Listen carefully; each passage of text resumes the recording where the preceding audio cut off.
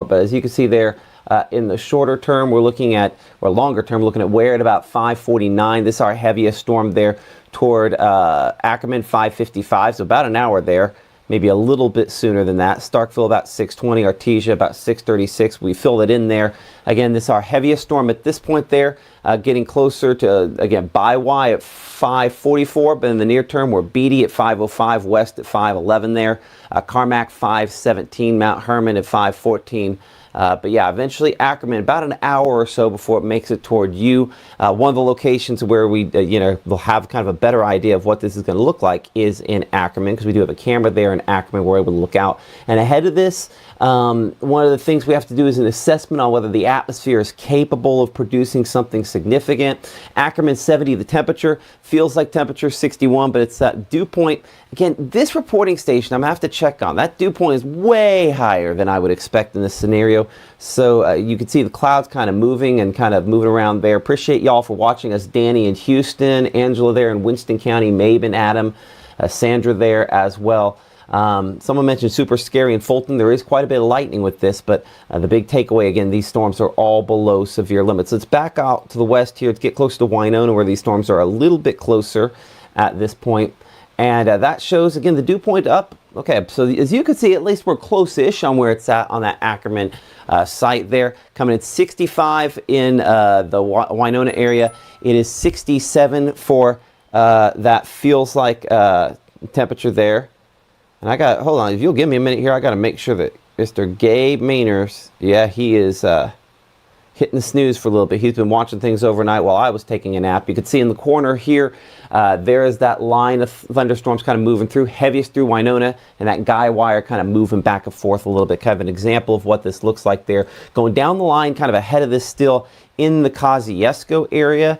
You can see still fairly tranquil, and that dew point at 66, so that's at least mid-60s dew point. So there is some instability out there to help make a few of these thunderstorms get a little bit stronger. Okay, back here to Mama Justice Doppler radar, and as we come back on over there, you could see a few little lightning flashes there in the extended area. Let's do some assessment on this. Probably first way to do that is going to be to look at the different threats, what we call our threat tracker here, and you can tell it keeps this primarily just rainfall. No areas of wind shear or rotation in this line. And while it does have a few little areas of hail showing up, let's kind of address that. We'll look at what we call our hail swath. I don't see anything on there. No. I don't see any hail threat of significance on that. So I think we're good to go as far as hail is concerned, at least for this point in time. Hopefully something that it continues forward on this. So yeah, a few little Boeing segments. I mean, I can see one right there near Winona. So a little bit of wind with that, and another one up here toward Derma. Here's the thing. Farther north, there's less fuel to work off of, which is one of the many things that we are looking at on the way we kind of balance things off. So we'll track this whole line kind of toward the east, give you some generalized time period on where things will be heaviest and when they will be at those locations. So let's click now. And I'm just going to kind of track again. There will be rumbles before this. Hold on. Let's clear that off. Let's get that, do a slightly better track on that. There will be rumbles before this, but once this hits, this is when any of the gustier winds will hit. So the good news is here, I'm not that far removed from having a better idea here at the Mobile Weather Center. So again, this is kind of an overall speed. I'll go about 46 miles per hour. That's another sign that this is largely below severe limits, is because that's a fast mover for what we're thinking this time of day.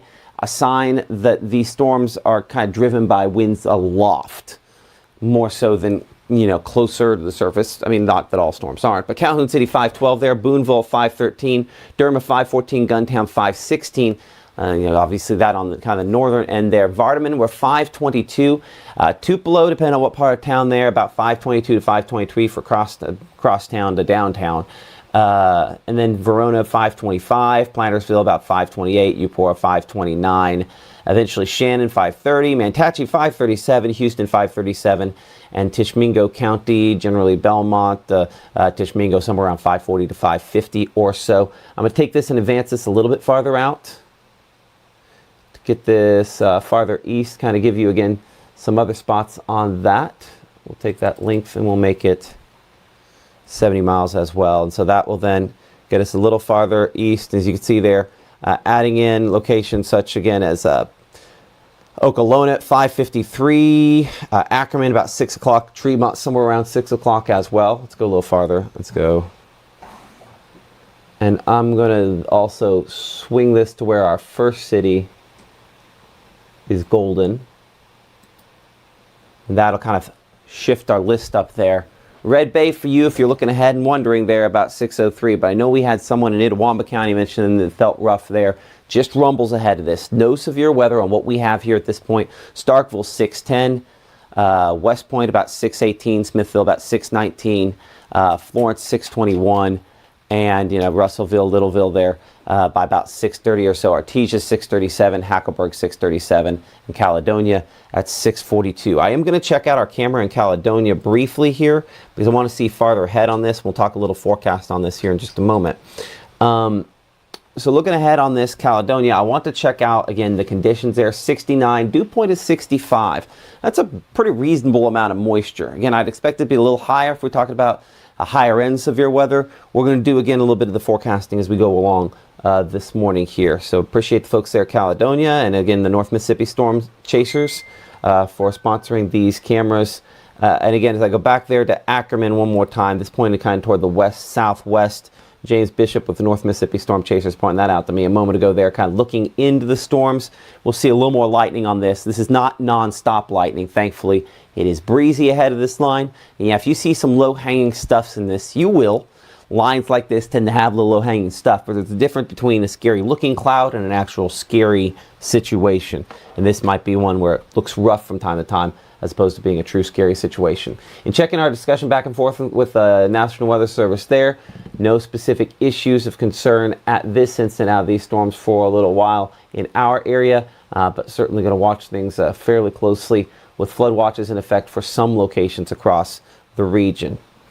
So as we bring it back in here to Mama Justice Doppler radar, minimize that camera here for a moment. Let's go ahead again, look real close at some of these storms. We're going to check out the wind mode, what we call the velocity mode on this, just kind of get a general look at that. And you can see that there are some areas, some little bends in the line there. So it's, as we talked about on air, it's a non-zero rotation, but none of this rotation, as we talked about last night, is tornado producing rotation. And honestly, none of the winds are at severe levels. They're gusty, but luckily not there. That said, kind of like my situation we talked about, a few tree limbs, things like that will get knocked down from time to time, kind of related to this. So that's kind of the thinking there. Okay, so let's go ahead and roll through a few things again here this morning. This is not going to be a non-stop update. We're going to have kind of update and go back and kind of come back and forth here on this. But our hour-by-hour forecast through the morning, about 60% of that rain coverage early, watching it diminish by 9 a.m. through midday, and then more storm chances kind of peaking again in the late evening and tonight. Kind of two different waves coming in. So we talked about that jet stream, a couple different waves associated with that kind of pushing through our region. That's the reason why, as we kind of analyze the first 12 here. Wind chill, non-factor obviously, because we are warm out there and expected to, obviously you could argue more toward a heat index as opposed to a wind chill temperature in this scenario here. Let's pick things up looking at actual temperature there, again in the mid 60s at this time. And on kind of the wider shot here, as we analyze other things on Mama Justice Doppler radar, kind of give you an overview of what we're looking at.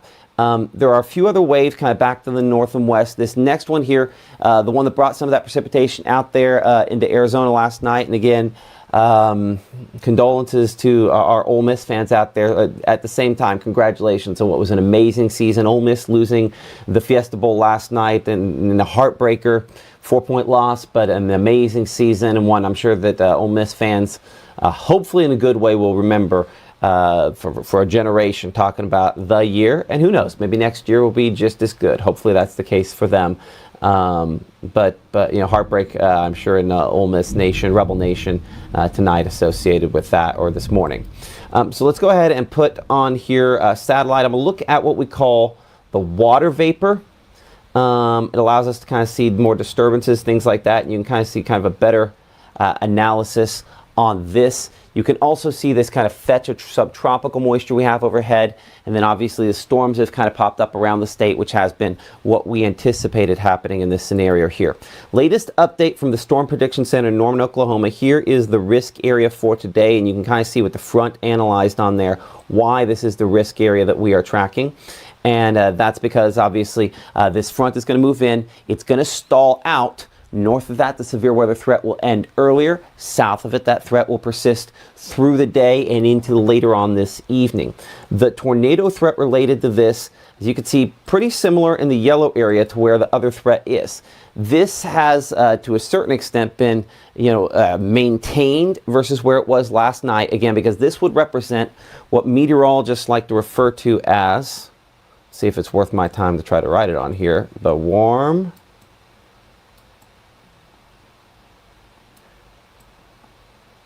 Nope. There was enough of a delay there. That's supposed to be an M. Put another poke in it. Anyway, the warm sector. And so the warm sector where there is enough instability to produce something like a tornado, it's not an impossibility out of this. I would say damaging winds, probably a little bit more likely. Hail, I would say, is largely unlikely. Lightning, like what you have out there, is more likely. And the most significant time with that's later on today. But if I show you strong tornado risk, there is not one in this scenario. So let's keep that in mind going forward. A wide shot looking here at Futurecast, again, shows the thunderstorms we have out there now, locations as anticipated. We're going to continue to have those next few hours here. I think it may be a little bit slow on Futurecast and where it's placing it, but a lot of times in the moment, they tend to run just a little bit slow on that. As this kind of progresses again from the west to the east, you'll notice how it changes here. This red line is our front, our warm front, and warm and moist air kind of lifting in. We have more individual thunderstorms down toward Canton, Jackson, Kosciuszko showing up at that point in time. And I think a takeaway is that this is kind of a northern extent on how far it's most likely to see severe weather. If you're on the north side of this front, it's less likely, but this front is really going to kind of wobble around. So this is a very relative position. So we expect this positioning to change through the day. So if you're going, we're out of it in North Mississippi, hopefully. But the thinking is that it could wobble, and we might still have some issues for locations, obviously, near this front and north of this front. Certainly, despite the fact that it tries to push northward, this shows on this projection here just kind of still slipping southward with the primary severe weather risk down in central and south Mississippi. But here is what has continued to change over the last 12 to 18 hours. Watch back into southern Arkansas there and Louisiana. Some thunderstorms. Where do those in particular go? Because those are the ones that'll try to lift in and produce potentially some active and severe weather later on tonight. Our event is kind of split then. We have what's happening this morning, again, largely below severe limits. And then we see kind of a break around midday. As you can see there, the 30% on the rain coverage by 7, and then picking back up as we go into this evening as that secondary wave moves in, the subtropical jet stream, the reason for that as these storms kind of move into the area. Coming up here in 60 seconds, we will look at Futurecast, kind of some of the positioning there on where some of those threats are. We will revisit Mississippi Live Weather Radar. We will try to answer some of your comments. I do see Melissa mentioning power out in the Golden and Belmont areas. We will check on power outages as well as Mississippi Live Weather continues here from the Room to Room Weather Center in 60 seconds. Thank you so much for supporting us, for joining us, for downloading the app. We'll see you in 60. Out with the old and in with the new. It's time to save big at Room to Room's New Year's sale. Store-wide markdowns 50 to 70% off. No tax, 48-month special financing. It's a new year at Room to Room Furniture in Tupelo. There's no place like home.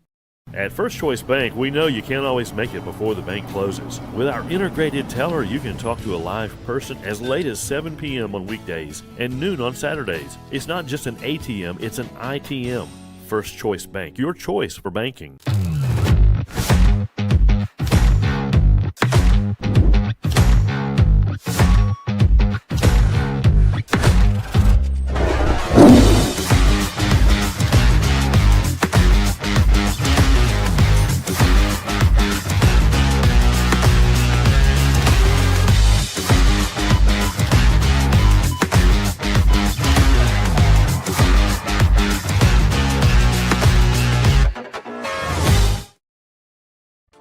Right now, from the Room to Room Weather Center, here's Mississippi's Chief Meteorologist, Matt Lobhon.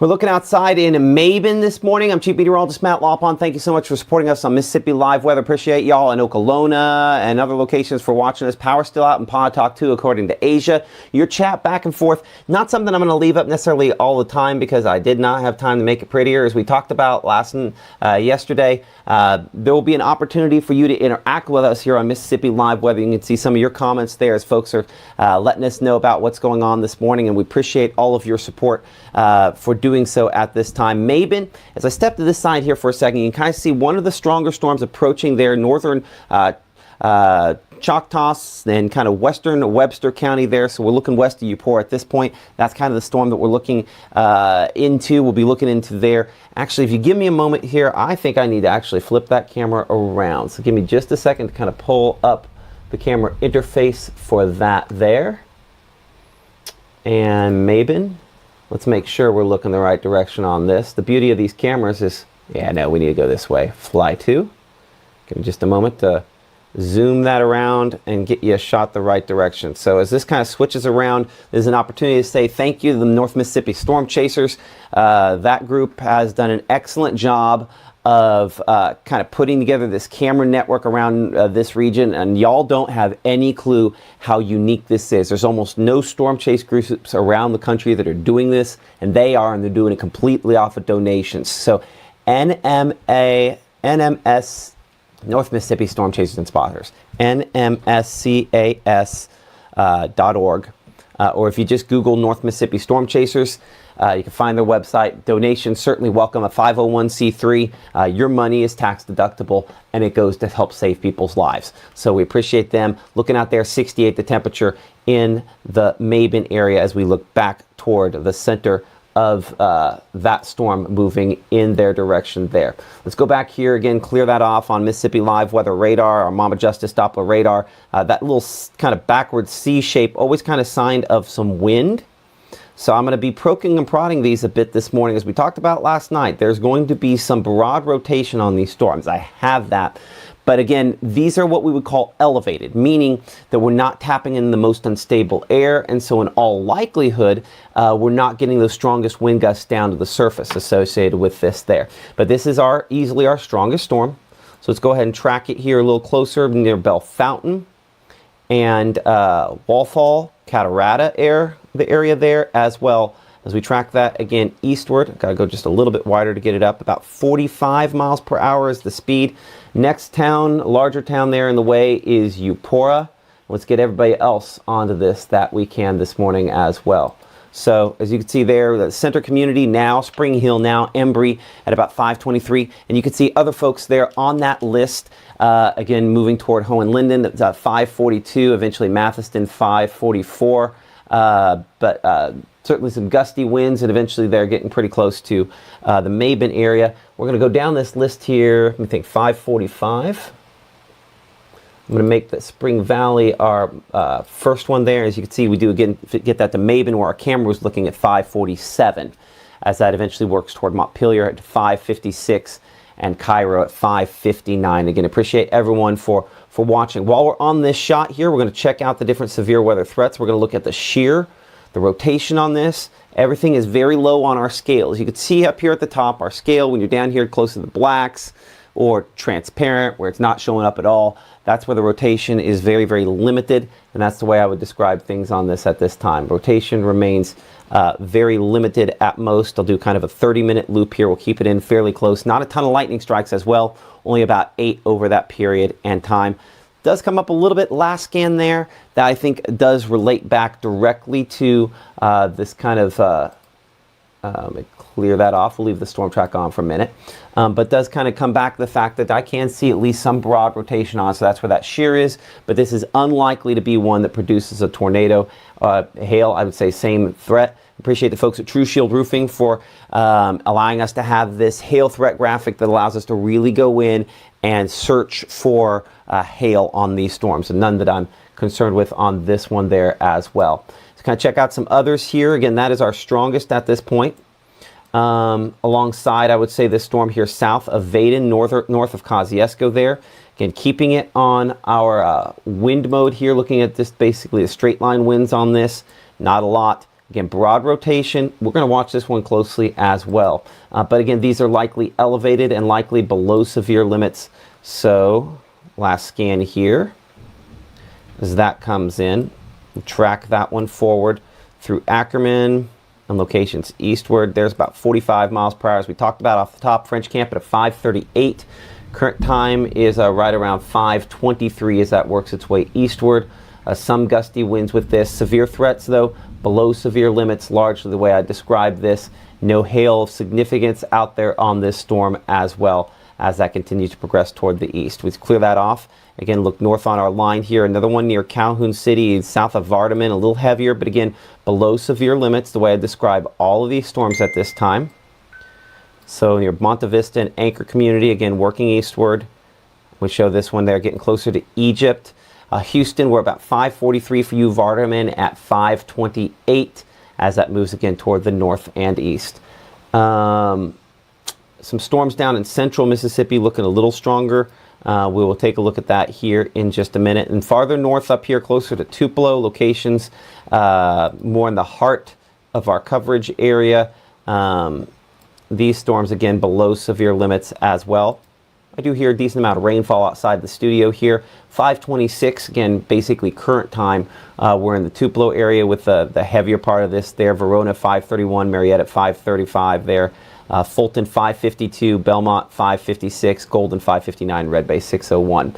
Talked about this a minute ago, looking at power outages. As you can see, some power outages are showing up at this time, not a ton of them around the region. It does look like, again, bringing into current time here, we're up on power outages there in Itawamba County to around 800. We show 100 back out there for locations close to Batesville, back around I-55. I don't show a whole lot of others at this point there. Sometimes I can get some more show up on percentages, yeah. Looking on this, very limited number in Pontotoc County, a very limited number in Montgomery County, as well as back toward around Greenwood. So, as you can see, limited numbers, I'll get out of the way, back around Greenwood. Very limited numbers of power outages, thankfully, to this point here. So with that in mind, again, our school day forecast, school bus forecast for today, pickup temperature 63, pretty close to what we're at now. We will have quite a few thunderstorms out there as we progress throughout the morning. Most should stay below severe limits. Drop-off temperature 71, and again, we're looking at about 20% on that rain coverage at this point here. Oh man, I left it up, didn't I? I apologize.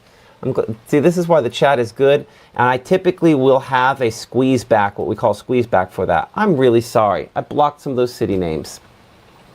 All that time. Oh well, we'll get that. We'll learn how the best way to do this. So I apologize for the fact that city chat was popping up with that. We'll get that cleaned up. I'll probably take a break from coverage so that we can do that here in a few minutes. 71 drop-off temperature by the time the school buses come back later today. We expect that, should you be sending your kids to school? Absolutely. Do you need to build in some extra time to get them there this morning? Probably not a bad idea to do that. So let's look again at Futurecast here next couple of hours. As you can see, this kind of initial wave moving east between now and 9 o'clock in the morning. Still Louisville, West Point, Columbus, thunderstorms ongoing there. And this is one of the concerns. See how a lot of those same spots still at noontime still have some rainfall? That's where there's at least a limited flooding rainfall potential out of what we're seeing out there this morning so far. And rain chances do continue into the afternoon. But as you can largely see, we are mostly below severe limits here across the northern part of the state as we go throughout the day and into this afternoon. Additional waves of storms will move in as we go into this evening. More on that here in a moment. So high temperatures for today expected to be around the 70-degree point, give or take. So it's not a huge increase from where temperatures are at this instant. 73 Greenwood and Kosciuszko, as well as Belzona. About 70 for Cleveland, 69 Clarksdale, and 69 degrees there in Tunica. Okay, so I'm going to widen things out a little bit on our next projection here as we check out, again, the forecast on Futurecast for tonight. And then we might get back in, do a little more nitty-gritty on this. So kind of the next wave of this back to the west. And the question is how much instability and fuel rides north of this front? Expect the majority of it to stay south. But as you can see here, again, as this kind of moves in, additional thunderstorms, an additional wave here by around midnight tonight to possibly after. And again, it has been the split that's occurred with this storm system that's kind of changed the positioning of everything. It's possible, again, back closer to the center of this, what we call the triple point on this, that there is more severe weather potential. Most of those storms dying as they move into North Mississippi and weakening a bit more. I'm going to come in. We're going to do this graphic again here in just a second, kind of pull off this front. But as you can see, things shifting eastward and much drier and cooler air coming in after this. Let's go a little closer in. We're going to pull off the fronts on this. We'll call it the surface analysis. And apparently we're going to pull off the windshield panel there. Let's kind of walk through this. So as you can see here, showing those thunderstorms back southwest, again working their way eastward, Monroe, Louisiana, back toward Greenville. Possibility, now this is midnight tonight into early pre-dawn tomorrow morning, these still show back there west of Jackson enough rotation that tornadoes not an impossibility later on tonight for some of those locations there. So we'll have to watch that very closely. Most of those storms weakening as we go closer to, say, 3:30, 4 o'clock in the morning. When you come back to analysis mode here, I want to check out on Mississippi Live Weather Radar some things on this, make sure we're on the right page. So let's go back and look at the Jackson radar site, kind of check what's going on south there. Things are a little stronger down here closer to, say, Canton and Flora, locations down there. This storm looks pretty peppy. Unfortunately, let's check our discussion here with the National Weather Service. Watching cell west of Flora, it has a concerning shape. I would agree to that. Sufficient depth to produce at least intermittent lightning. Velocities are a bit too low to suggest imminent chance of tornado. But looking at everything, there's some rotation on that. So we will see. But let's look at this here on the wind. Definitely have a circulation, albeit still fairly broad on this one. This is near Flora. We're going to compare this to what we have up farther north here in a minute, but on Mama Justice Doppler radar, this is one that definitely kind of watched there. Looking at our severe threats, showing the hail potential more than anything else in this, and you can see at least some limited possible hail on this. I do again appreciate the folks at True Shield Roofing for sponsoring our hail tracker here on this as well. But this does have some rotation there near Flora. Let's get a storm track on this again, and let's double check the speed on this. So for Canton locations, again, this is on southern fringe of our coverage area here on Mississippi Live. That one looks more interesting for sure. Could still be elevated. We'll look at whether or not it is with kind of a combination product here in a minute.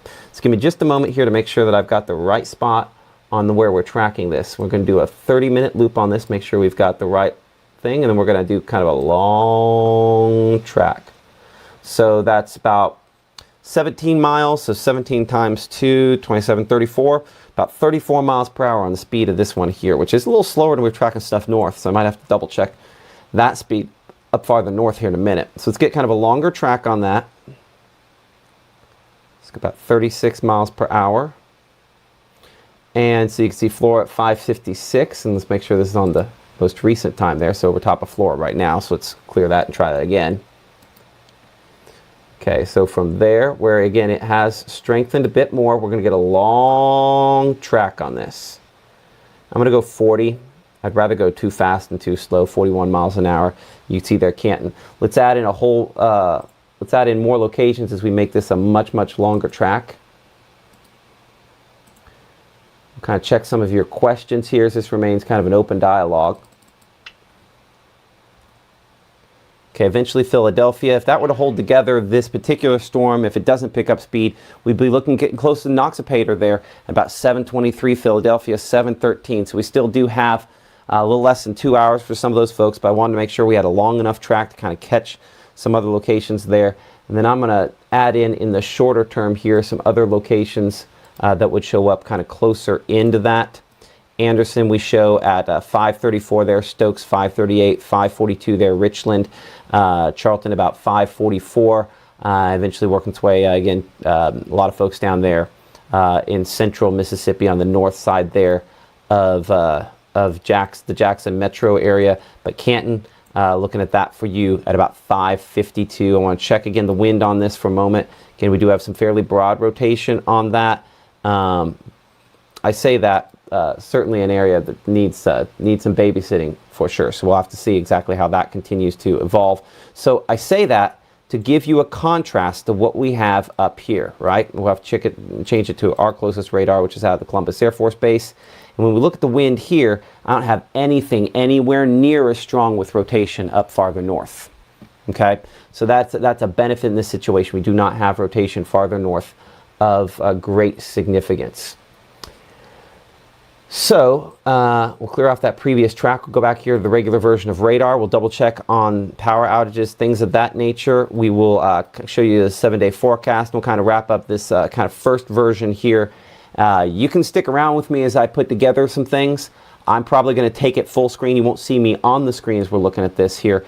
We'll sort of answer some questions as we're trying to kind of work through all of our projections. But here's our severe risk area for today and the potential for an isolated tornado, very similar spots to what we were talking about just a moment ago there. But I think most importantly, the likelihood of a significant long track tornado, that is a lot less likely in this scenario here. So hoping that continues to be the case there on this. But again, tornadoes remain less of a likelihood. We are watching that storm near Flora. I'll probably leave this on that here for a moment as we kind of come down there towards central Mississippi. This makes me now immediately think I need a secondary radar product that I can leave up in this scenario so I can keep working on stuff. But the concern is that I do have what I like to call an inflow channel there, starting to form an area where the rotation could get in. Let's look a little closer at this one more time. Man, you know, if this, let's check and see if this is elevated. That's kind of the key to this.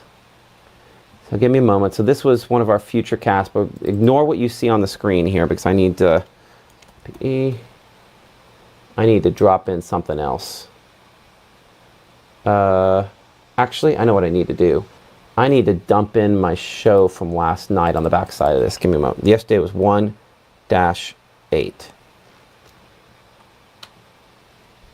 That one's got to be me, right?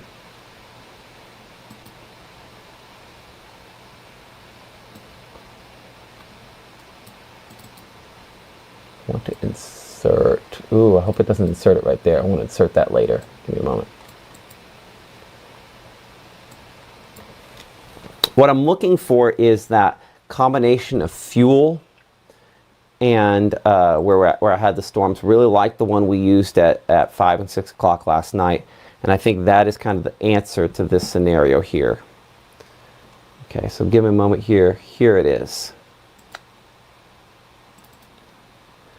Yeah, that does a great job of this. Let's make sure this is on the most recent scan, most recent run of everything. Latest, okay. Okay, so let's walk through this. So here is the difference between our storms up here in North Mississippi and that. They look just as heavy when you look at the actual storms themselves on this future cast there. But notice how in Madison, we talked about this last night, right? How in Madison and down south, there's more instability. This is surface-based instability. This is the kind that could potentially end up trying to produce a tornado. So as I'll pull off the precipitation on this for a moment. Give me a minute here. We're gonna fix this. I am too blind to have my monitor too far away, so we're gonna move this a little closer. So give me a second here to get that closer to my face. There we go. That's better. We're gonna learn how to do this. It's just gonna take, I used computers in a very specific way for a long period of time. Now we're gonna have to learn what works best in this situation here, and I think this probably will as well. Okay, so click delete on that layer. Okay, and we'll kind of go back. Can I go Control Y? Yeah, Control Z. Okay, so watch here north of Madison where we have that one rotating thunderstorm, and watch how that is in this orange versus out here all of our storms, not so much. It's in colors that are not as impressive. So there's more fuel up here than it looked like there would be. But this surface-based fuel is more widespread down south. That's important because that shows us that this storm could potentially become surface-based and does have a greater chance of potentially producing a tornado down there. So let's watch how this kind of progresses and whether or not our risks kind of continue to increase. You could see even through, say, 8:30 or so, as we, I can do that. There we go. As we get here closer to 8:30, where we show the storms, Aberdeen. Look at Aberdeen. Look at Columbus. Look at Amory. See how those are ahead of that surface-based instability? That's important. Where it's still in the colors, that's where the tornado threat still exists at that time. And for most of us, it's not in the colors. And that's why when we looked later this morning and into later today, that these thunderstorms down there, and yeah, I know I said they're in the colors and some of those look like they're not. Well, the reason those aren't in the colors is because they're mixed in the atmosphere. Everything here is surface-based as we go into this afternoon. It's just the question is if we have enough that is far enough north for us. We do have more instability up here. It is closer. Those are adjustments on our projections versus where we had it last night. And then if these storms can get going back out there into, let's see if we get time there where it stops. It stops at 10 o'clock tonight. Not impossible to get kind of secondary push of some instability out here, and these thunderstorms strong and severe as they roll in later into the evening for tomorrow. So with that in mind, as we check out that 7-day forecast, I think we've kind of addressed everything else at this point here. Before we go there, one more look at kind of our severe threats. I would say this largely remains the same. I'd say confidence in a brief spin-up tornado remains fairly low, all things considered, not an impossibility. We expect some strong wind gusts, a possibility out of this, a limited hail threat, and then flash flooding possible, but maybe not exactly 100% likely out of this. So let's look at that. Well, let's hit hour by hour, and then we'll hit 7-day forecast. And I joked with somebody last night. It's like I don't need to put in all of my what we would call the well, let's go back a graphic. I don't need to put in all my pause points on some certain things. And apparently, I do. Let's show that one more time here.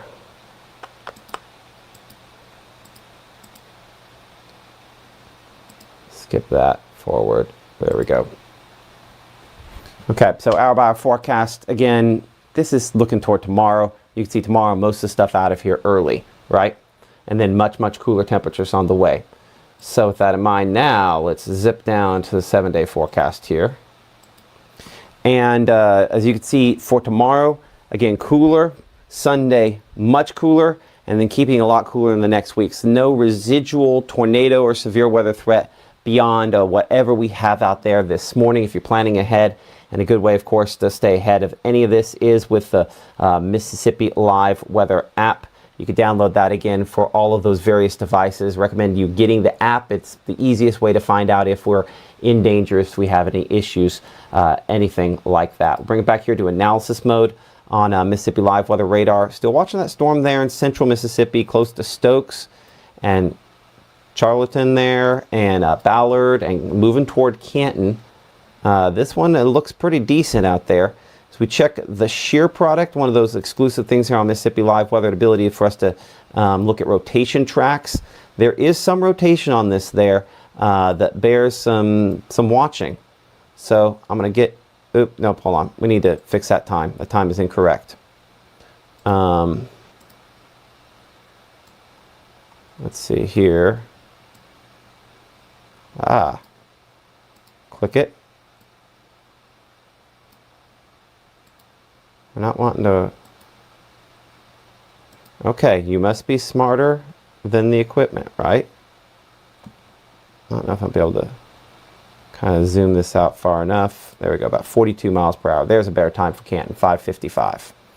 So everything we have here looks like I have some rotation with that. So definitely going to have to continue watching that. That's something we'll continue doing as I'm kind of working through everything else working to present so we can kind of put together something a little bit more cleaned up. But as you can see there, Mississippi Live Weather app. And if you have not gotten it at this point here, I just really recommend that you pick up Weather Call.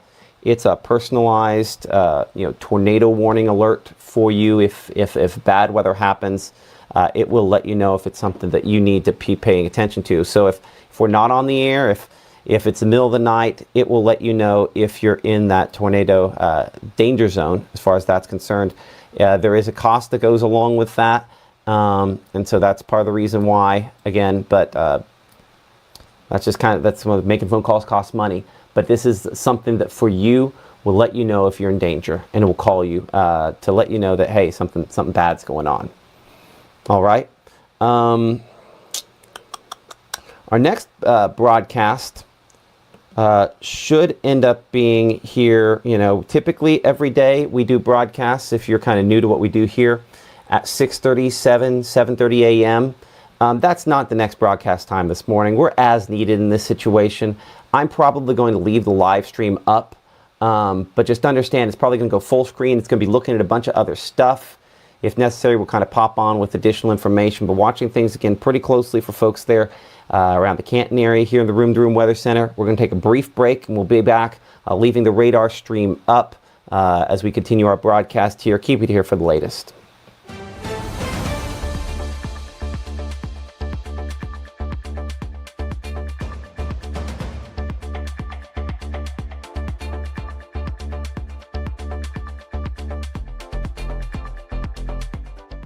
Growing up, Gabe was naturally curious when he began to discover weather. Gabe just didn't want to know what was happening, but he wanted to know why it was happening. Gabe became fascinated with tornadoes and it impacted his life. He wanted to pursue a career in meteorology. Even though Gabe grew up in Alabama, Mississippi has now become his home and his family. And one thing about Gabe is he keeps his family safe.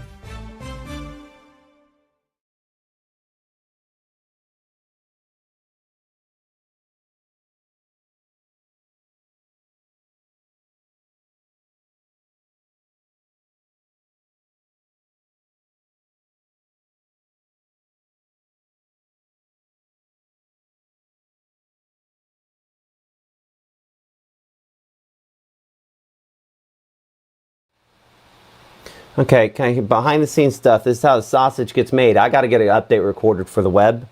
Hopefully I can nail this first try. We'll find out whether or not that's in my skill set this morning. But I've got to get an update recorded for the web and for everything on the app. And so give me a minute as I kind of try to put something together for that. So you're going to kind of see a little bit of the behind the scenes on that. We're still watching this. What's going on?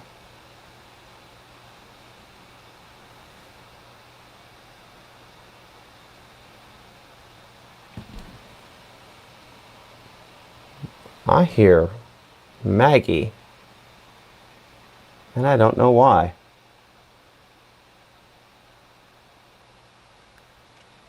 There's something on the screen here back behind the scenes. It's playing, and I don't think anybody else is probably hearing that, but we'll find out. So give me a moment. That's fun. While I'm all monitors one, which one of these is? Give me a moment. Which of these 10,000 tabs is playing Maggie right now?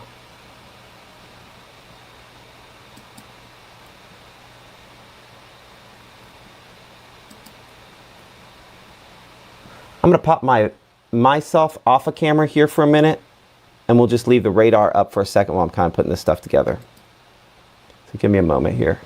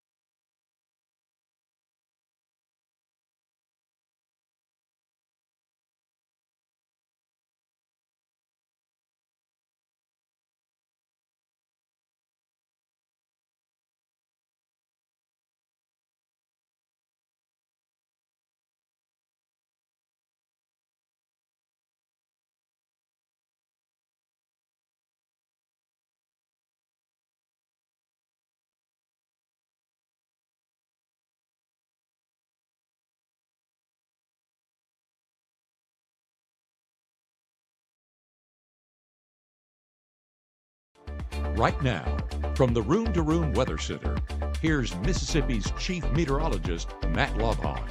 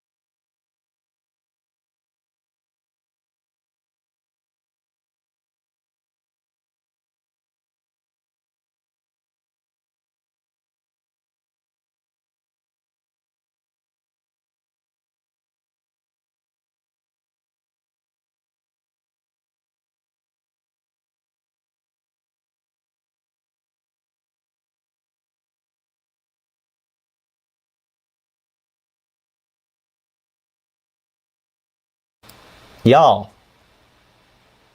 I'm not smart today, apparently.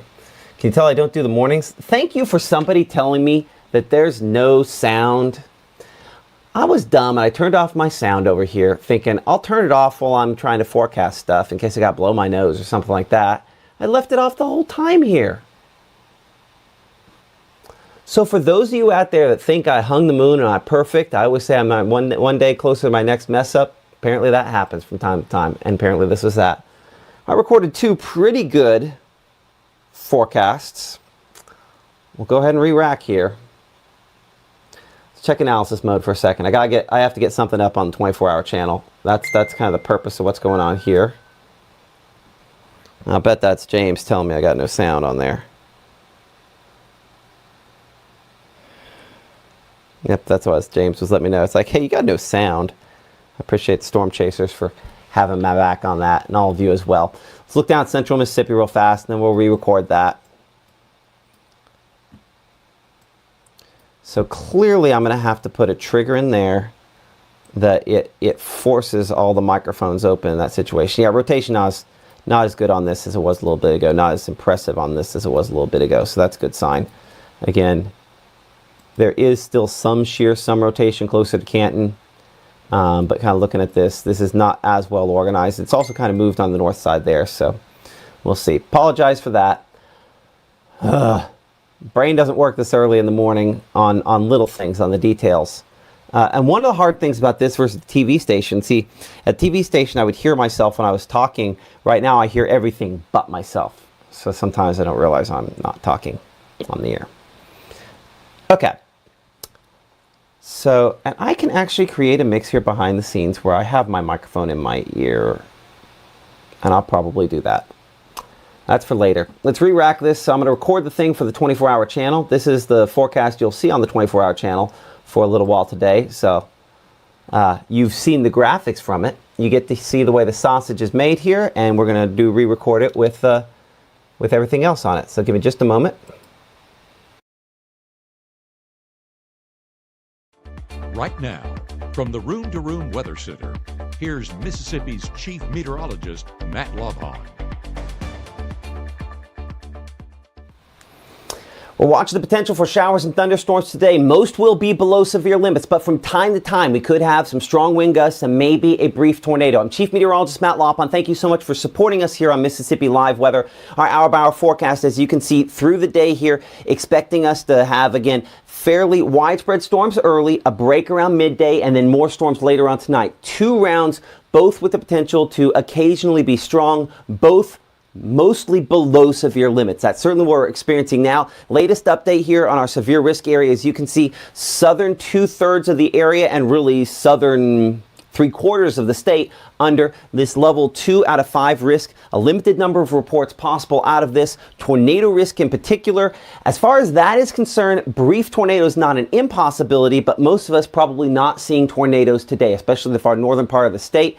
And this is maybe the big headline here. No strong tornado risk out of this setup. Damaging wind gusts, again, not an impossibility. Certainly greatest risk, central Mississippi, Canton, back toward Jackson, the Forest, the Meridian. There's really multiple chances there, and that's where the math on this works out to this slightly greater risk. And large hail, we'll discuss this in a minute. Secondary round later on tonight, possible, and that could be where that figures in. Here is Futurecast. As you can see, heaviest storms by 10 a.m., mainly in the eastern portion of the area, again, continuing to work their way toward the east there. But see how we have an additional flare-up of storms back toward Louisiana? More fuel that direction, more chances as we progress throughout the day. So let's walk through this. Noontime, we are mainly dry, honestly, at that point in time. Rainfall increases in coverage as we go here, 2, 3, 4 o'clock. And the important thing to note about that point here is if you look closely, this is mainly greens and yellows. There are some spots down here, like down there near Noxubee County, Pickens County, Alabama, where we're a little stronger. So again, there's where that damaging wind threat, maybe brief tornado threat, could be more likely in the afternoon. We have seen a shift. I want to be clear here,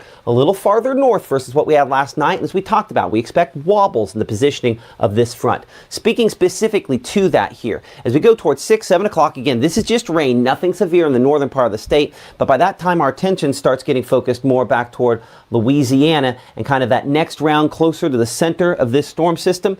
As this kind of moves in, there will be some severe weather threats tonight that does extend back into the Delta. How far into North Mississippi? That is something we will be updating as we go throughout the day today here, because certainly a possibility there. So hour-by-hour forecast, we're looking at 65 at 8 a.m., 69 again, 11 a.m., and rain coverage peaking in the morning, somewhat of a break midday into maybe early evening, and then more thunderstorms strong to severe as we head later on into tonight. As we look at that 7-day forecast there, we're 63 Saturday, much cooler for Sunday, and then obviously a lot cooler and cold enough that you'll probably need to be wrapping some of those outdoor spigots as we look toward the first part of next week. Live broadcasts, we have those every day, Monday through Friday, 6:30, 7, 7:30 a.m., 5, 6, and 10 in between as necessary. Updates here. Thank you so much for supporting us. And if you don't have Weather Call, you need to make sure that you have that. It is a phone alert that lets you know if you're in the danger zone. It is a personalized tornado warning. I have it for my family. You should have it for yours,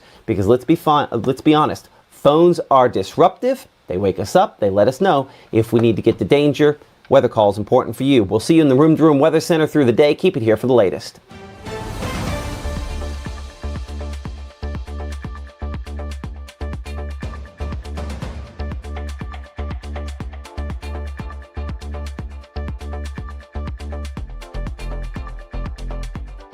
As a bankruptcy firm, Mitchell, Cunningham, and Bowling realizes many people are worried about their finances. We're here to guide you through the next steps to restart your life with easy video appointments. New clients don't have to leave home to get information about becoming debt-free. Also, convenient in-office appointments are available at the low cost of $340 upfront for a Chapter 13. You can be on your way to being debt-free. Contact Mitchell, Cunningham, and Bowling today or visit our website at mcdebtfree.com. We are here to help you.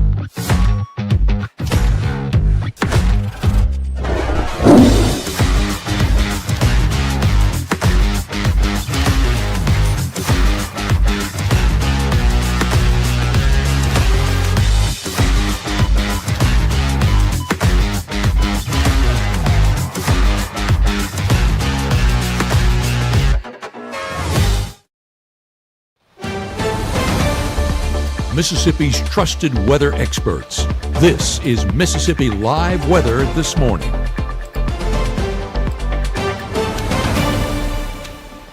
Hey, thank you for staying with us here on Mississippi Live Weather this morning. I'm going to bring this back in here and get things aligned. Thank you for joining us. The current time is 6:04 a.m. Again, you're getting to see a little bit more of a behind-the-scenes, less polished version here because there's a few things. Typically, our live broadcasts don't start until 6:30 a.m. And so I'm going to have Mom adjust this Doppler radar on next to me here. But what I'm going to be doing, I'll put this into a loop. We'll try to answer some questions as we go. But there are just some housekeeping sort of things I have to do so that people coming into the app and trying to watch us get everything that they need. So I appreciate y'all for your patience as we do that. One of the things I've got to do, have to make sure that we have the latest forecast up on the app. That's what you just saw me record a second ago, the short forecast. So I know sometimes you're going to come in here and go, will he just get to it? The reason why we don't get right to it sometimes on the forecast is this is a long form platform. What is happening now, what we can talk about. But we have the short form of our forecast available on demand. So give me a second here so I finish that. Matt's Friday. One thing I've learned over the years, I cannot type and talk at the same time. Friday AM forecast.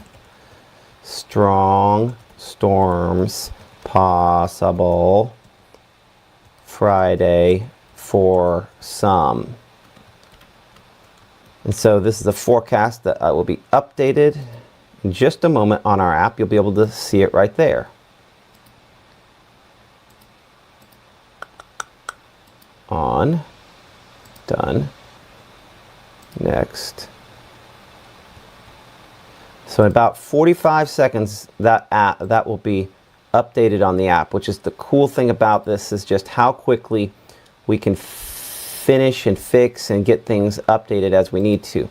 Assuming my mic is on, which clearly it was not for a couple times there. Okay, we should be good there. We'll copy that. Publish. Okay, and there. And now the forecast on the app is updated. And if you're like, well, hold on a second here, where's that at? So if you don't have it, you need to make sure that you get the Mississippi Live Weather app. Because right now, on that app, I need to make sure I'm back into my switcher over there. Right now, if you're on that app, look at that. I have that set up to bring Gabe Maynor there.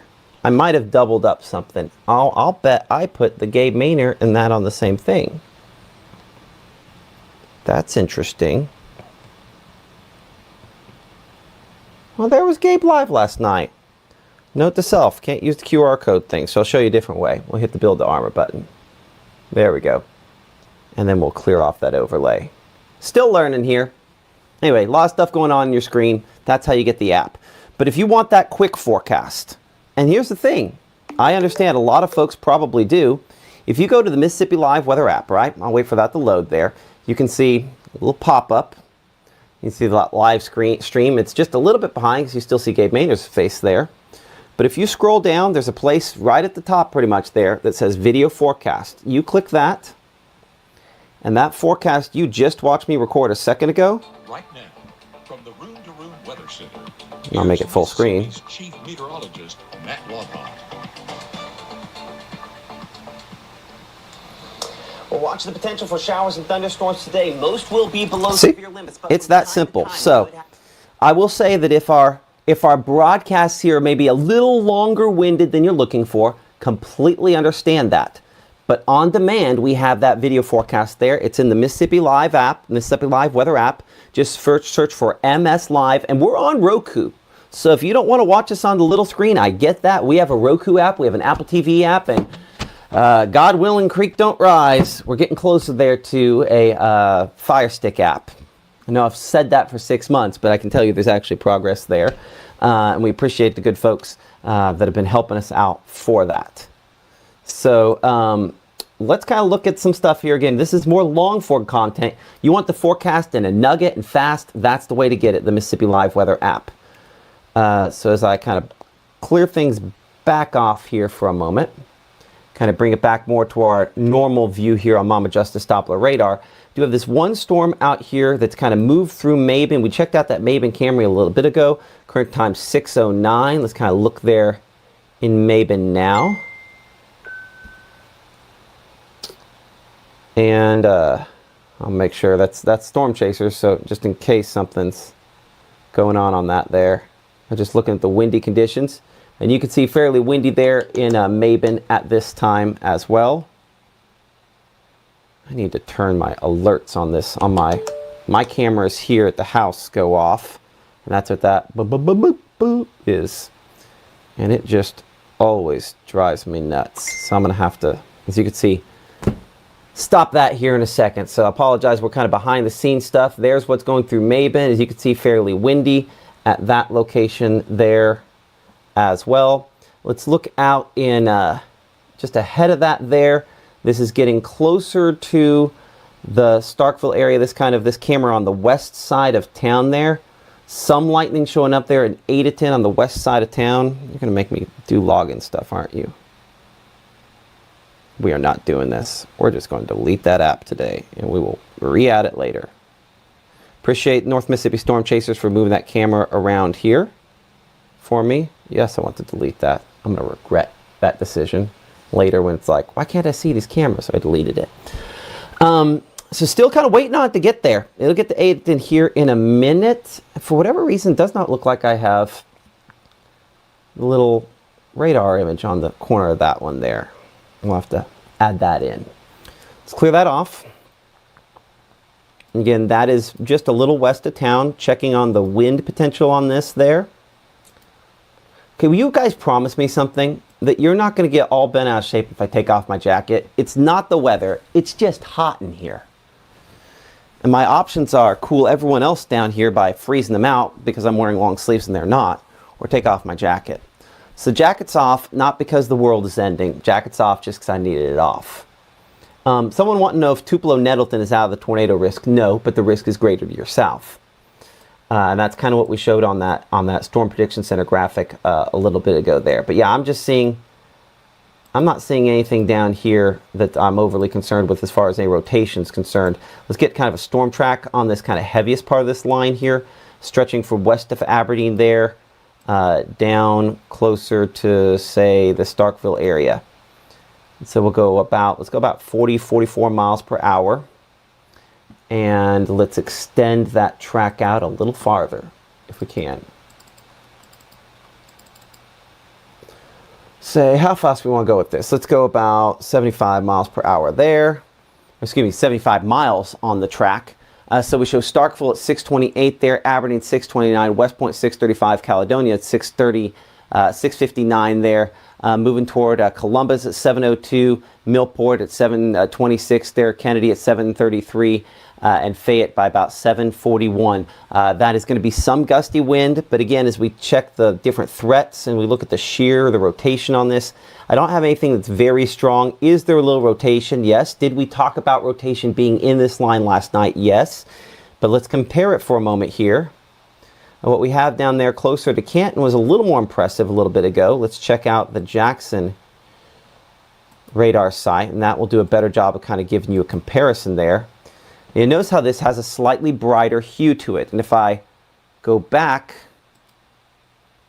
a few scans here, you can see it had a lot brighter hue to it. It was a much more red sort of color with this. So this is stronger shear down south versus what we have up farther north. So one of those signs that, again, farther north here, these storms are weaker, have less fuel to kind of work off there. Certainly a lot of rainfall with them, and there is going to be lightning. And that's what we have, these cameras for, to kind of check out these storms as they get closer. We're looking in Clay County there, kind of back towards some of the thunderstorms there. We'll double check to make sure that the camera is all looking that direction. We might have to go through and independently kind of swing these cameras around more to the south and west. Pick up our camera there. And let's go West Point. Let's make sure we're looking the correct direction here. Yeah, we're looking kind of southwest. I'm going to look more directly west for a moment on that. So let's go ahead and adjust that camera shot. Again, that's looking kind of back to the west. You can kind of see some low-hanging stuff out of this, but No tornadoes, anything like that coming out of that camera there. We're 74 that temperature, coming 65 for that measure of moisture, that dew point at that time. Again, the storm's still primarily a little bit to the west. Check out a couple other cameras here as well. Let's come up here in Monroe County. I know we always have some stuff there. By the way, I see Jazzy asking about any school outages. No delays or anything that I've heard of. I don't think there should necessarily be delays. These are going to be thunderstorms. These are not going to be tornadoes. And let's be clear about what we're doing here. Talking about this like we're talking about this is going to be different than it was at the TV station. I don't have Good Morning America or the Today Show or football to worry about. We can just talk. And I have to also, by the way, learn my limits, because I can talk for 24 hours straight and physically I can't. But my brain and coming up with stuff to talk about, I can do that. And so we're going to have to figure out what boundaries look like for me. And I don't know that yet. Because if you're asking questions, I've been trained to answer those questions.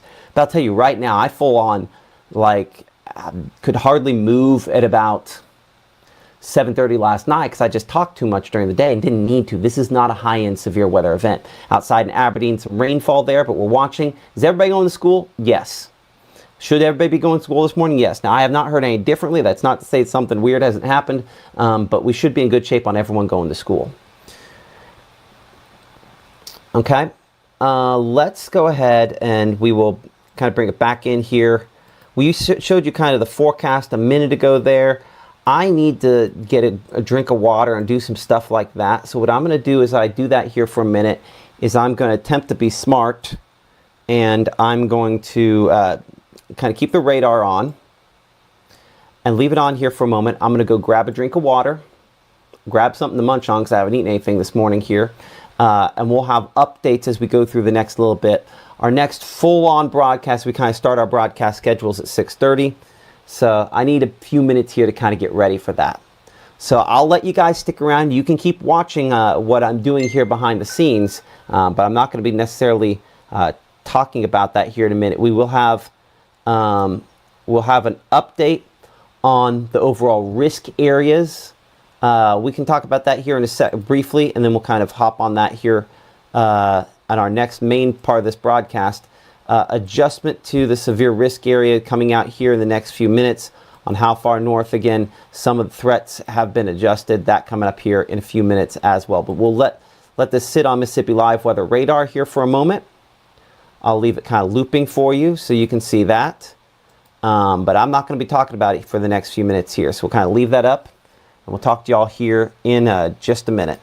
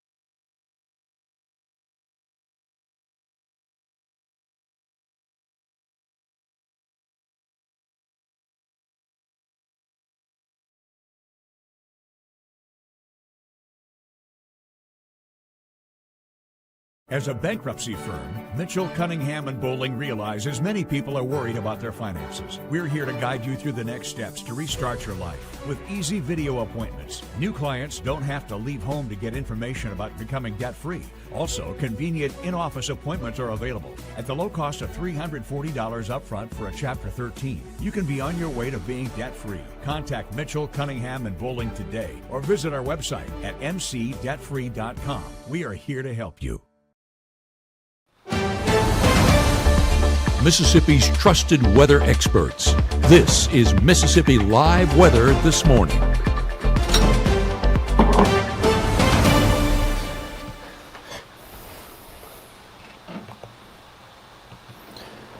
Well, good morning. Chief Meteorologist Matt Lopon here. Thank you so much for supporting us here on Mississippi Live Weather as we are tracking, obviously, some active and severe weather this morning. We'll get you a forecast as we kind of...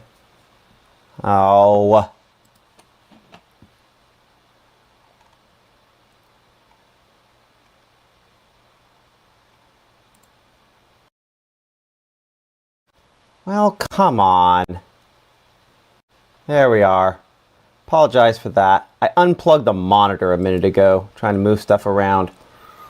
I have a list going here this morning of all the things you could do wrong. We're adding another one to it. But here's some of the things you can do right watching us here on Mississippi Live Weather. And we appreciate y'all for doing that and sticking with us here this morning.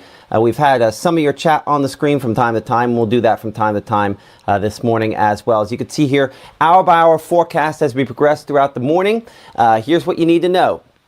Tornadoes remain very unlikely in the northern third of the state, which is where most of our viewers are. As we go throughout the morning, we'll have some thunderstorms, but most remain below severe limits. We'll be 70 by noon, low 70s for highs. And again, expecting some thunderstorms, but expecting most to be below severe limits. Outside, as you can see, our risk area for today, really for locations southern 2/3 of the area. One thing you will note, this has changed. As you can see here, and I'll go back and show you the adjustment that's been made. Storm Prediction Center, Norman, Oklahoma, making that here in just the last little bit. As I get my monitor here a little more oriented where I need it. So I think I should be able to make this loop over the last hour. You can see that adjustment, the way it's trimmed southward. They did just put out a tornado warning there just south of Kosciuszko. We're going to hop right to that in just a moment here as we take that out of play mode, and we'll come over here to analysis mode and let's check that out. So that's just south of our area.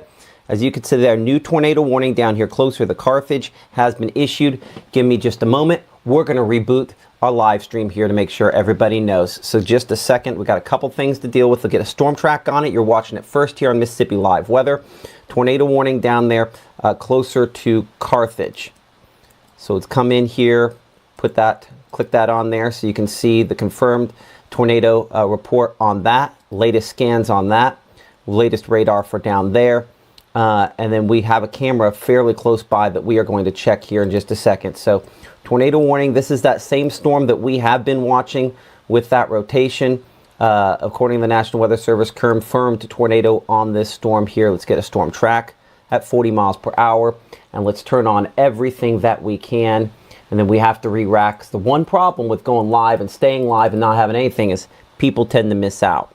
So let's make this, 30-minute track there. We're going to put on everything that we can in that track ahead of that there. So there are some times as we leave that on your screen. Give me a moment here so we could take a look at it, observe the way they would describe it on the latest update coming up here in just the last couple of moments. So this is locations there in Leake County. This is south of Attala County and just south of our primary coverage area here on Mississippi Live Weather.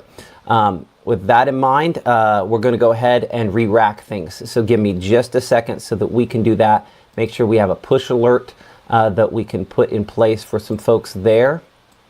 We're going to send out, make sure people know that a tornado has been confirmed for some of those locations. So give me just a second to kind of zoom into our area so we can geo-target storms. And so that's what we're going to do. So give me a moment.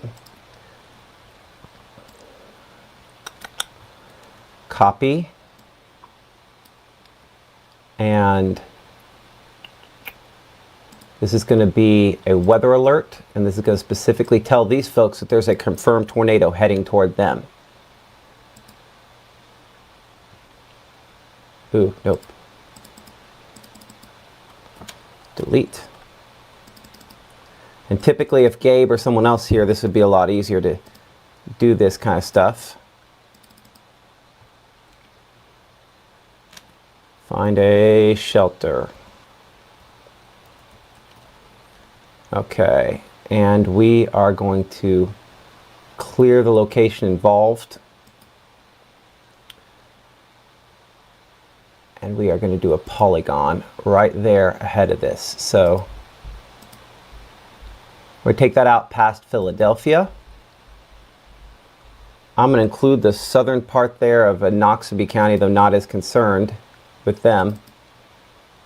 We're going to send that message out to those folks there so they know that, hey, there's a confirmed tornado heading generally in their direction, so they need to be thinking about where they're going to for a sturdier shelter. Now they have that information. Okay, we'll clear that out. We'll put this back on where everybody can get our alerts. Okay, and so we'll come in here and again track. We do not, on this, as you can see, we do have some of that shear near St. Anna. I'm looking at the wind mode here and a number of different projections. Let's check for debris on this. Perhaps we briefly had a little bit of tornado debris. I'll clear that off for a moment. Let's go back a scan or so here. That might be exactly what we're looking for right there. Flip my monitor behind the scenes here. Make sure we're on the latest. That might be, let's double check the wind mode here. That would have been the spot, precipitation. Yeah, possibly had a brief tornado there as it moved into Leake County. Let's bring in the latest scans here there. So that's near Santa Ana. So for Carthage, this is on the north side of Carthage there, where we're looking at the potential. This could be a tornado that has touched down for some spots there. Going back here to the shear mode. Let's walk that back a couple of scans. Kind of check and see how that is working. I've got to fix this. Hold on. Ugh. All my stuff's got to end up in the right spots. Move my water bottle. There's a water bottle there. I'm just going to be there for a minute. Let's get this on over. Does look like they've gone and done an interior tornado warning on this. Probably because this one has may have lifted. I'm interested to see, go wider on this. So you have the confirmed tornado in the middle, and that's going to take precedence. Continue with an observed tornado warning as of a couple of minutes ago there. Doppler radar indicates rotation that could potentially be a tornado, at least in the generation phases there. So what do folks down there need to do? We need to make sure that we are in our safe place, safest possible location down there. That would be, again, lowest floor of a sturdy structure, a small windowless room where you can wrap up in blankets, pillows, put on a helmet to protect yourself from the potential for debris, and then stay there until we can give you the all clear for some of those locations. Places where we don't want to be in this are unsafe places. That'd be cars, trucks, mobile homes, large open rooms, rooms with windows. We need to make sure we're avoiding all of those locations because this could be a significant, and obviously it's a scary situation. Recommend that folks, again, that you have the Mississippi Live Weather app. It'll keep you ahead with alerts, regardless of what's going on. Should be in good shape if you have that and know where to go. So Mississippi Live Weather app, again, free and available for all of your different devices there. Leake County tornado warning in effect for you on the kind of southern fringe of the Mississippi Live Weather viewing area here near Santa Ana, moving toward Hoptacala there. And I'm going to put the line. There's different ways in which we're going to utilize this system. I think one of those ways is that I am going to, I'll put on all those different rotation things as well. But I'm going to probably most of the time kind of point out that one spot there and let you know then that that's the area that we're kind of concentrating on that there. Double check with our discussion back and forth with the North Mississippi Storm Chasers on this. Yeah, Madison Leake County line. It does look like the folks at Jackson, again, confirming what we were talking about there. A brief tornado touchdown confirmed associated with this storm there. watching it closely nonetheless. That area of rotation near the Santa Ana area at this time as this moves toward the east. So let's get a new storm track on this. And before we do, I need to change something behind the scenes here that allows me on storm tracks to put on basically all sorts of cities. We typically have kind of a smallest city that we typically count on this, and I'm going to do my duration 45 minutes. That's fine. Actually, we're going to do duration of 30 minutes on this so that we are able to be in a little closer and get these tracks just right. So again, near Santa Ana where we show this, and speed on this, we got to get that better. There's some things I'm going to have to learn on how to do this. There we are. There's about 43 miles per hour. So Santa Ana now, Hapaka there at about 6:55. And I apologize that I'm going to have to learn some new names here. Midway at 7 o'clock, Battle Bluff 7:01, Coosa at 7:02, Pearl Hill 7:02, and Edinburgh there at 7:08. I point out Edinburgh because we do have a camera down there in the Edinburgh area. Unfortunately, we cannot move this camera. I believe it's kind of locked on this shot here. You're watching Mississippi Live Weather. I'm Chief Meteorologist Matt Lawpon. As we are tracking some storms, it looks like, again, starting to get lighter there. Is it that light outside? I'm just not. This one certainly looks like we have it kind of tuned up to where it's as bright as we can get on this shot here at this moment, kind of looking to see what we see in the clouds there. Again, you're under a tornado warning here in the Edinburgh area there as this storm sort of moves in. So certainly watching things very well for that spot. We will have eyes on this as it gets a little bit closer. I don't see anything there of significance. Hey, James, if you'll drop it in the chat here, what direction that camera, I want to double check what direction that camera is moving, make sure it's moving in the correct direction. But we do have, as you kind of see on the corner of the screen there, this is a confirmed tornado warning. We at least briefly had confirmation of a tornado touchdown moving there into the Edinburgh area at this time. So again, this is one county. You can see Kosciuszko, you can see Louisville on that map there for some of those locations. That's where you know, the kind of southern fringe of our viewing area, that'd be the kind of the bottom part of Choctaw County. This is south of those locations that we are watching. We're going to come north here for a moment. We're going to kind of showcase outside of that. We're going to leave that storm track up. You can see tornado warning confirmed for those locations. I'm leaving the times on the screen here for a moment as we kind of check out other spots. So again, that we're making sure that we are as aware as we can. Yeah, that camera's facing north, unfortunately. So that might end up being appropriate as we get a little bit closer. But checking out precipitation mode up here a little farther north.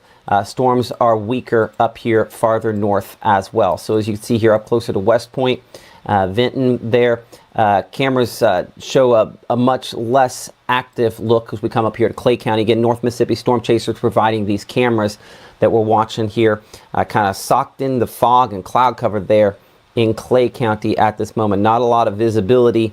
Let's go to the west part of Starkville there, which is kind of still back on the back side of this, and you can see the clouds kind of moving a little more quickly behind this initial wave. While we do have some thunderstorms associated with this initial wave here, most of the thunderstorms again are below severe limits this far north. Come up here to Aberdeen, kind of closer to this line as well. Different shots of this. The rain kind of picking up there, Aberdeen at this point. I know we've had some folks in the chat asking, hey, do we need to worry about sending the kids to school? I would say you're good to send your kids to school. You just have to build in the extra time this morning. It's 6:46. I know my kid's up and kind of moving around, getting a little food in there. Yours probably are as well. But the headline is that storms this far north are a lot less likely to produce tornadoes, and so hopefully do not end up producing tornadoes. You can join our conversation on YouTube, on Facebook there beside me, and of course, as you can see on the bottom, that Mississippi Live Weather app, keeping you ahead of these storms at this time. Let's reset things here for a moment. I'm Chief Meteorologist Matt Lawpon. You're watching Mississippi Live Weather on the Mississippi Live Weather app, available for Android devices. For iOS, you can see that on the bottom. And if you're a person who, say, isn't an Android person and you instead prefer Roku, something along those lines, well, you can pick us up on those different devices as well, free and available for all those different devices there. Now, you're going to see this drop out for me for just a moment because we did take a power hit here at the house. moment ago. Let's check and see if we are on. We on backup power in there, little boy, or are we on regular power? We're on regular power. Good to hear. Okay. What that's done is that's knocked this out. So you're going to see this get gross for a second as I disconnect and reconnect from the radar screens. Give me a moment here to do that, to power cycle that. As you know, sometimes when we take a power hit like that, even at the TV station we take that, we'd have to kind of reconnect to some things. So I'm going to reconnect to our main radar source here for a moment. It'll take it a second as we have the spinning circle of I love this ongoing. We do have other radar options if push really comes to shove on that. I'm going to get one of those up and going just as well because it doesn't look like that's very happy. So give me a moment to pop up our other radar source and bring it onto the screen here. So just a second. Hey Leo, I appreciate it. Thank you. Okay, so this is kind of our backup radar for when we get into this situation here. So let's take a look here now. So let's come back in, and so this won't be as pretty as the other one until we get that up and going. But you can see here on Mississippi Live Weather Radar, again, some showers and thunderstorms out there. Again, we were looking kind of closer to the West Point area. These are all below severe limits, so that's kind of the big headline here. No severe weather from this portion of the line as we're watching it. Certainly some gusty winds from time to time a possibility. But again, below severe limits here. And I think that's just off the screen, yeah, on some of the other stuff. We'll check the wind mode here. Again, nothing that I'm overly concerned with on this line as well. Another way in which we can kind of showcase that is kind of put the place here on the current scan, and we'll go back a couple of scans so we can adjust the velocity, the wind mode on this accordingly. And then it's a storm motion from marker there. And let's bring it in here to the storm relative motion. And again, broad rotation, something this has, but nothing that's too terribly impressive at this time. Obviously, it's a different story farther south, where we do have that tornado warning that does remain in effect. Latest update as of 7:45. Again, tornado warning remains in effect. The description on it, though, radar indicated as opposed to confirmed tornado. You can see how the color kind of changed on that as well. A sign that this is not as impressive. We're going to slide southward on a different view on our radar here for a moment. Again, appreciate everyone for watching us here on Mississippi Live Weather. As we kind of slide southward and look at this, it's going to pull in new data. It's going to take it a second to do that. But I did want to make sure that we have the latest data on what has previously been a confirmed tornado touchdown. Speaking to that, we'll come back here again to the precipitation mode, and the rotation on this does not look quite as impressive as it did even just a few minutes ago. So that's some good news. Hopefully that does continue. I'm going to actually open up a different instance of this. You'll see again, this is going to be our standard site. And I will actually flex between these two. So come back here. Again, north of Carthage and Redwater, near Hopka there, where this was, and Maridel. Edinburgh, you can see right about there. That's where we're looking at that camera a minute ago here. That storm, less impressive than it was. Certainly the rotation, you can just kind of see that on the rotation viewpoint there. That has diminished a lot. Somebody asking about the storm there closer to the Hattiesburg area. Again, a couple of tornado warnings down that direction there. Let me see my closest radar on that. Give me a second here. Site. Give me a minute. This is not my typical radar view, but it does look like the typical one has decided to take a nap, which apparently can happen from time to time. So we're going to open up another instance of this for the radar down there. So give me just a moment, and we'll answer that question for you. Site. Okay. I'm at Alt-Tab. There we go. And this one we're going to force farther south. So we'll have an answer for you on that here in just a moment. On these tornado warnings down here closer to Columbia. Again, this is not true coverage areas. We're not going to spend a ton of time on this because we are going to kind of bring it back north here in just a moment. But just kind of looking at this, some still fairly broad rotation on both those thunderstorms there. You saw it was a fairly wide tornado warning initially, and they've kind of confined it a little more closer to the center of this there. I'd still stay fairly broad rotation on that one. The one it's near here, Boglucha. I apologize that Boglucha.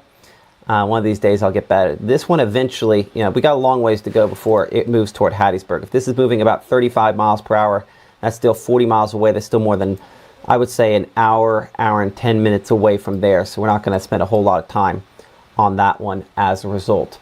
And again, coming northward, we do have the tornado warning that's been issued for locations there closer to our Edinburg camera. But most of what we have up here in North Mississippi, as you can see, is below severe limits, thankfully. Okay, with that in mind, by the grace of God, the regular system has come back. Nice to see that be the case. Sometimes that happens. But as you saw there, one of the great things about Mississippi Live Weather is that we can do both. Aberdeen there, now that we've come back from whatever power disruption we had, you see plenty of rainfall at that point in time there. We're going to take a brief commercial break here, and we'll be right back with more continuous coverage here on Mississippi Live Weather this morning. Appreciate you again for downloading us. Like and subscribe. We'll be back in just a second. Out with the old and in with the new. It's time to save big at Room to Room's New Year's sale. Store-wide markdowns 50 to 70% off. No tax. 48-month special financing. It's a new year at Room to Room Furniture in Tupelo. There's no place like home. At First Choice Bank, we know you can't always make it before the bank closes. With our integrated teller, you can talk to a live person as late as 7 p.m. on weekdays and noon on Saturdays. It's not just an ATM, it's an ITM. First Choice Bank, your choice for banking.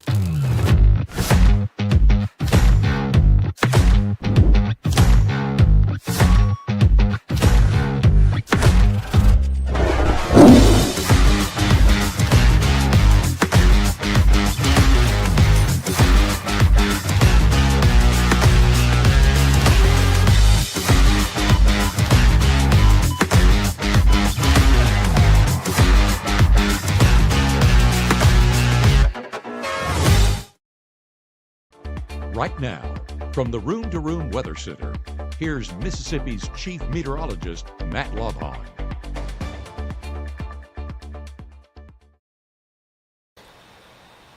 Hey y'all, come back from a little bit of a power disruption here, so I'm trying to get my AM show up and in here. So if you give me just a moment to do that, we'll be going here. For whatever reason, my AM show is not showing up in this list, so we're just in it fun.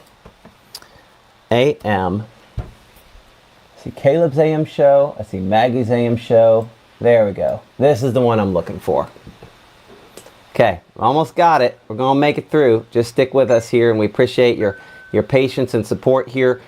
Typically, we would not take a commercial break with tornado warnings on the map, but I took a power hit, and so it's taken me a second to get everything kind of back up and going, so I had to take one. So I apologize for that. Speaking of, let's kind of get things back up and where this is supposed to look like there. I'm Chief Meteorologist Matt Lovhawn. Current time is now 6:55, and we'll probably reset things here in a minute in more detail. But let's bring it back in here to Mississippi Live Weather Radar, as we do show mainly showers that are non-severe in the northern part of the state. We do have a flood advisory that has been issued up here for Lee County for some of the heavy rainfall that we have had. And we have also had tornado warnings issued for some parts of the area. Now you will note that the tornado warning that was down here in Leake County has been canceled at this point. The rotation on that diminished significantly. That's part of why we were talking about it less and less. Good viewpoint on that is going to come from our camera that we do have down in Edinburg. And we're going to check out Kosciuszko here in just a second as well. Again, we have the brightness on this turned way up, so we're able to see a little better, but that heaviest part of that storm has kind of moved through. This is looking in northerly direction, so we don't have a great look directly at it, unfortunately, there. But you can still see that dew point, that measure of moisture at 68. That's fairly high, at least at that location there. That's one of the reasons we talked about where tornadoes are possible versus where they're more likely. The reason why they're not impossible up here is moisture values are decent, but in Edinburgh down there, you can see on the map about where that is, south of Kosciuszko, the moisture levels are a lot higher than they are in a few other locations. And Starkville kind of looking southward a little farther ways into those same storms. We do show all of our cameras there in and around Starkville area. Traffic moving, period. Moving this morning. Expect some extra patience and expect it to take a little bit of extra time for you to get to and from whatever destinations you're planning on getting to and from this morning here. As you look at the forecast for the first 12, a lot of rainfall this morning. Then we'll end up seeing a little bit of a gap there. And then we expect that we'll probably have, again, more showers and thunderstorms likely later on tonight as a secondary round kind of pops into the area. You can join the conversation with us here on Mississippi Live Weather, and we appreciate everyone who has been doing that there on our chat on Facebook as well as YouTube. I'm going to go ahead and close this door back behind here. Make sure we have everybody as focused as we can be on this. But again, the overall severe weather threat, again, early in the day, central Mississippi, and honestly throughout the whole event, for locations down in central and south Mississippi, a lot more likely here. Looking at the surface map, we can kind of analyze that for you. The temperatures at this time, we are warm. It's the measure of moisture, that dew point, that is one of the question marks. We'll look at that here in a second. So kind of on the wide shot here on Mississippi Live Doppler radar, we do have 2 tornado warnings down here. The southern part of the state, we don't explicitly cover this area. We will look at these in more detail here in a moment. But that is not part of our explicit coverage area, so we do have to make sure that we are fully covering the northern part of the state as well. Number of vehicles looks like are get some hydroplaning reports out there of some of what we're getting out of some of these as well. So just a reminder to just be safe and be smart about how you are planning to travel and where you are planning on traveling this morning here. I'll plug in my phone, make sure it is charged, because probably ends up being one of those days. Learning very quickly, I need more desk space. And again, there's a lot of little things we're going to learn like that here on Mississippi Live Weather as we kind of get rolling into this here. Okay, so let's look at dew point, a measure of moisture based on the same scale as the temperature. And the reason that is important is that dew point there is something that is kind of the limiting factor. And you can see how, as we talked about, being stretched farther north. But where we have these purplish sort of colors down here, that's where there's a lot more fuel. And you'll see that's where, right there, we have a couple tornado warnings. The farther south, where there's more available fuel, thunderstorms and severe thunderstorms are most likely. The severe weather risk today, as outlined by the Storm Prediction Center, that's something we will discuss in more detail here in just a moment. But we're going to kind of re-rack things here, and we're going to get off on kind of a clean start for our 6 o'clock broadcast here as Mississippi Live Weather returns here in about 60 seconds, about 30 seconds actually for this break here. So give me just a moment.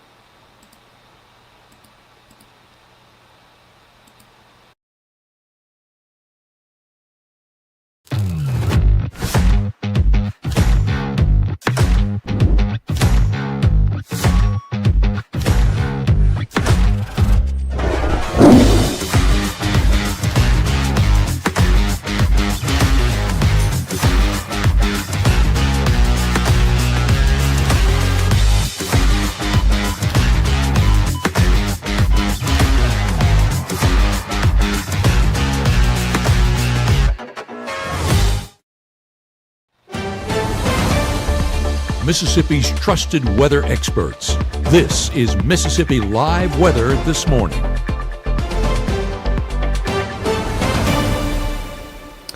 Okay, we've been doing some pretty consistent coverage here this morning. Let's do a reset. I'm Chief Meteorologist Matt Lawpon. Thank you so much for watching us here on Mississippi Live Weather. Current time is 7 a.m. Here's what you need to know as you get the kids ready for school, because my kids are getting ready in the other room there. They're going to school. Most of these storms are going to be below severe limits, and tornadoes are pretty unlikely here in the northern part of the state.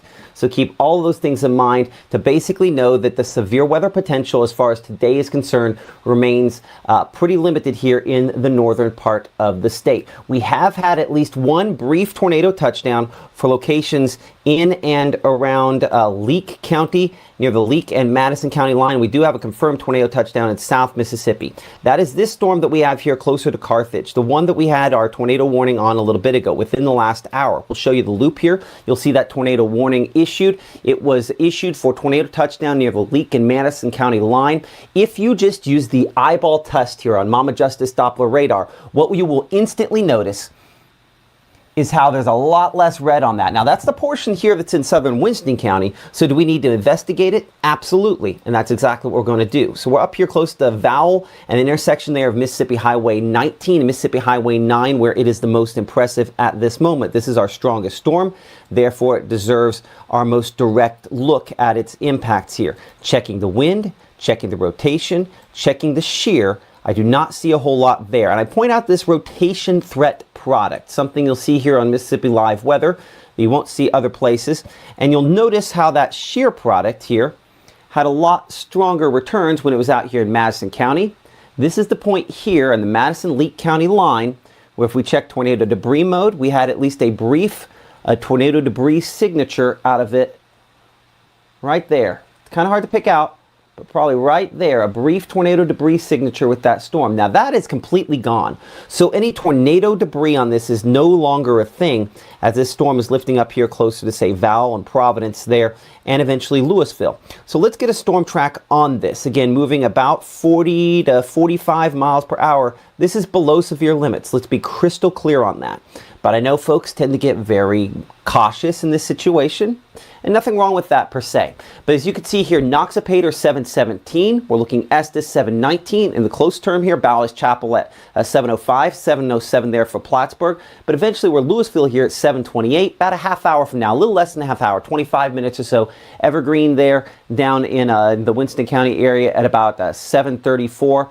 And Craig Springs, Meshulaville, eventually as that works its way into part of Oktibbeha County and Noxubee County there. But again, below severe limits. And as far as severe threats go, heavy rainfall and honestly the likelihood of you hydroplaning, I would say, are much greater threats at this point in time here. In Adeton, which is in the western part of Oktibbeha County, we do show again the low clouds, 66 the temperature. The first kind of heavier batch of showers has moved through the Oktibbeha County area.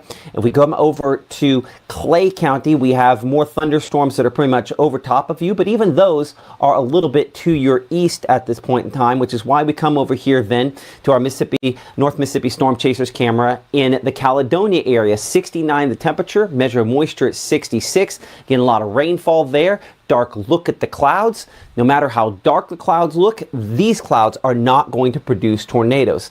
Appreciate again the North Mississippi Storm Chasers, one of our partners here on Mississippi Live Weather.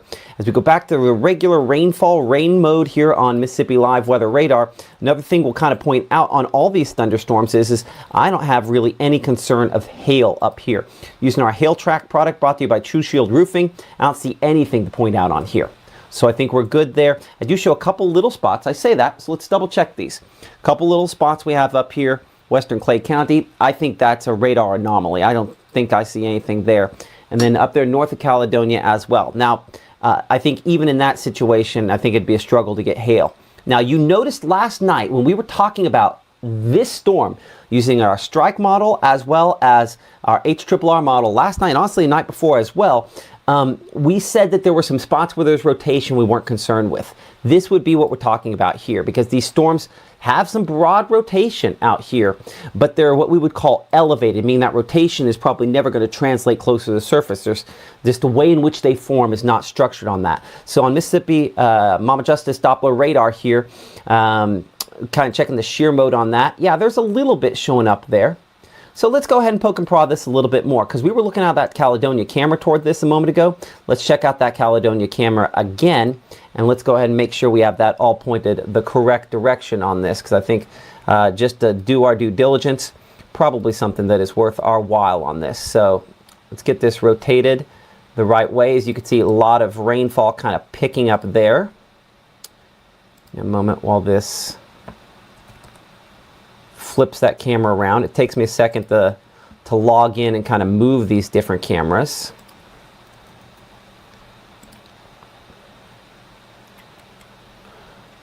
Yeah, so we're kind of looking south I'm going to look a little bit more west on this. Kind of pan it that direction there just in case.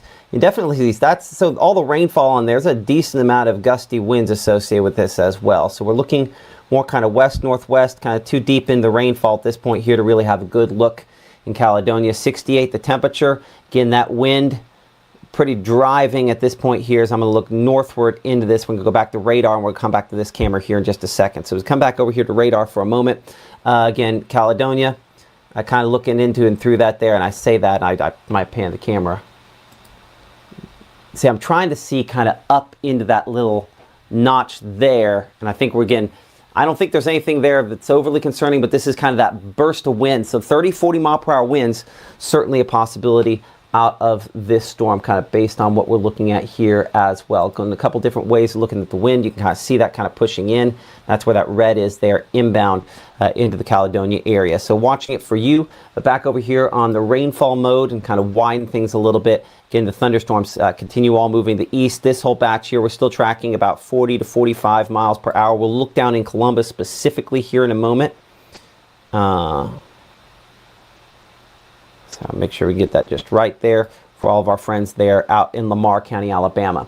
While we're having this discussion here, I do encourage you to continue your discussion with us and download the Mississippi Live Weather app. We have a lot of folks there, again, talking to us on Facebook, on YouTube, asking about, checking on Hattiesburg down there, requested, her daughter requested coverage. We'll look down toward Hattiesburg here in a minute.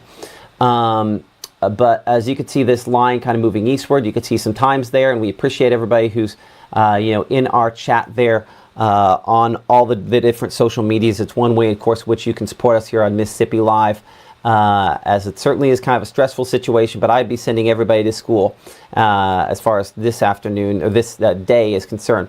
Speaking up here, we do have a flood advisory in effect for locations back up around Lee County as well. Just heavy rainfall, that does mean some streams swollen, things of that nature. Outside of that, the far northern part of the area, there's not a whole lot to contend with here. That's why we're going to come back down here to Lowndes County and southern and eastern Monroe County. That's where things are the most impressive at this point. A reference, we'd come check out Columbus a moment ago. Let's check out our camera there in Columbus. Really, it's multiple cameras with the Mississippi Department of Transportation as that line kind of moves into the Columbus area. Again, gusty winds, certainly with this. A lot of rainfall, slowing down that commute this morning. So obviously a bit of patience, something you definitely need to build into whatever you are doing and contending with at this time. But yeah, showing up again with very rainy conditions. Does look like our cameras might have locked up there. So we'll have to check on power disruptions there in and around the Columbus area as well. Speaking of that point, let's go ahead and check out our power disruptions. A couple ways in which we can do that. There's kind of a broad brush way, and that's what we're going to kind of look at here, is with power outages. And on this here, this tends to run a little bit behind, but we don't have an extreme number of power outages out there. At this point, Carroll County with some of the greater quantity of power outages, as you can see there, about 6% of Carroll County, only about 1% or so of some spots. And just as we're talking about it, there's some of those Lowndes County power outages that have kind of popped on there as well. So certainly we appreciate the power cooperatives that go out and make sure that the power comes back on in this situation. But it looks like at least some power disruptions related to that down there in and around folks in Lowndes County in particular there. So as we check out your forecast over the course of the next 12 hours here, we do expect, again, we're kind of at the peak of the morning round of rainfall. Our storm potential will diminish from here for a little while going over the course of the next couple of hours. Most of the day, we don't have a lot of activity. Again, Golden Triangle, where you're looking down there, you're south of a warm front. And south of that front, that's kind of our focal point for where thunderstorms become the most likely. We'll be looking at that in more detail coming up here in 60 seconds as Mississippi Live Weather continues. Join the conversation on Facebook, on YouTube, and make sure you have that Mississippi Live Weather app handy for those latest alerts. And of course, the easiest way to find our live stream. We're talking about afternoon and evening. Brittany Jones wants to know about that afternoon tonight. What can you expect? That and more right after this. As we move into storm season, here's something most homeowners don't realize after a storm. Roof damage isn't always obvious. Wind can lift shingles, breaking the seal. Hail can bruise them below, and flashing around chimneys and pipes can loosen without you ever knowing. That damage may not show up for months. If your area has strong wind or hail, a professional inspection will help bring you clarity before small damage turns into bigger problems. As a bankruptcy firm, Mitchell, Cunningham, and Bowling realizes many people are worried about their finances. We're here to guide you through the next steps to restart your life with easy video appointments. New clients don't have to leave home to get information about becoming debt-free. Also, convenient in-office appointments are available at the low cost of $340 upfront for a Chapter 13. You can be on your way to being debt-free. Contact Mitchell, Cunningham, and Bowling today or visit our website at mcdebtfree.com. We are here to help you. Right now, from the Room to Room Weather Center, here's Mississippi's Chief Meteorologist, Matt Lobhon.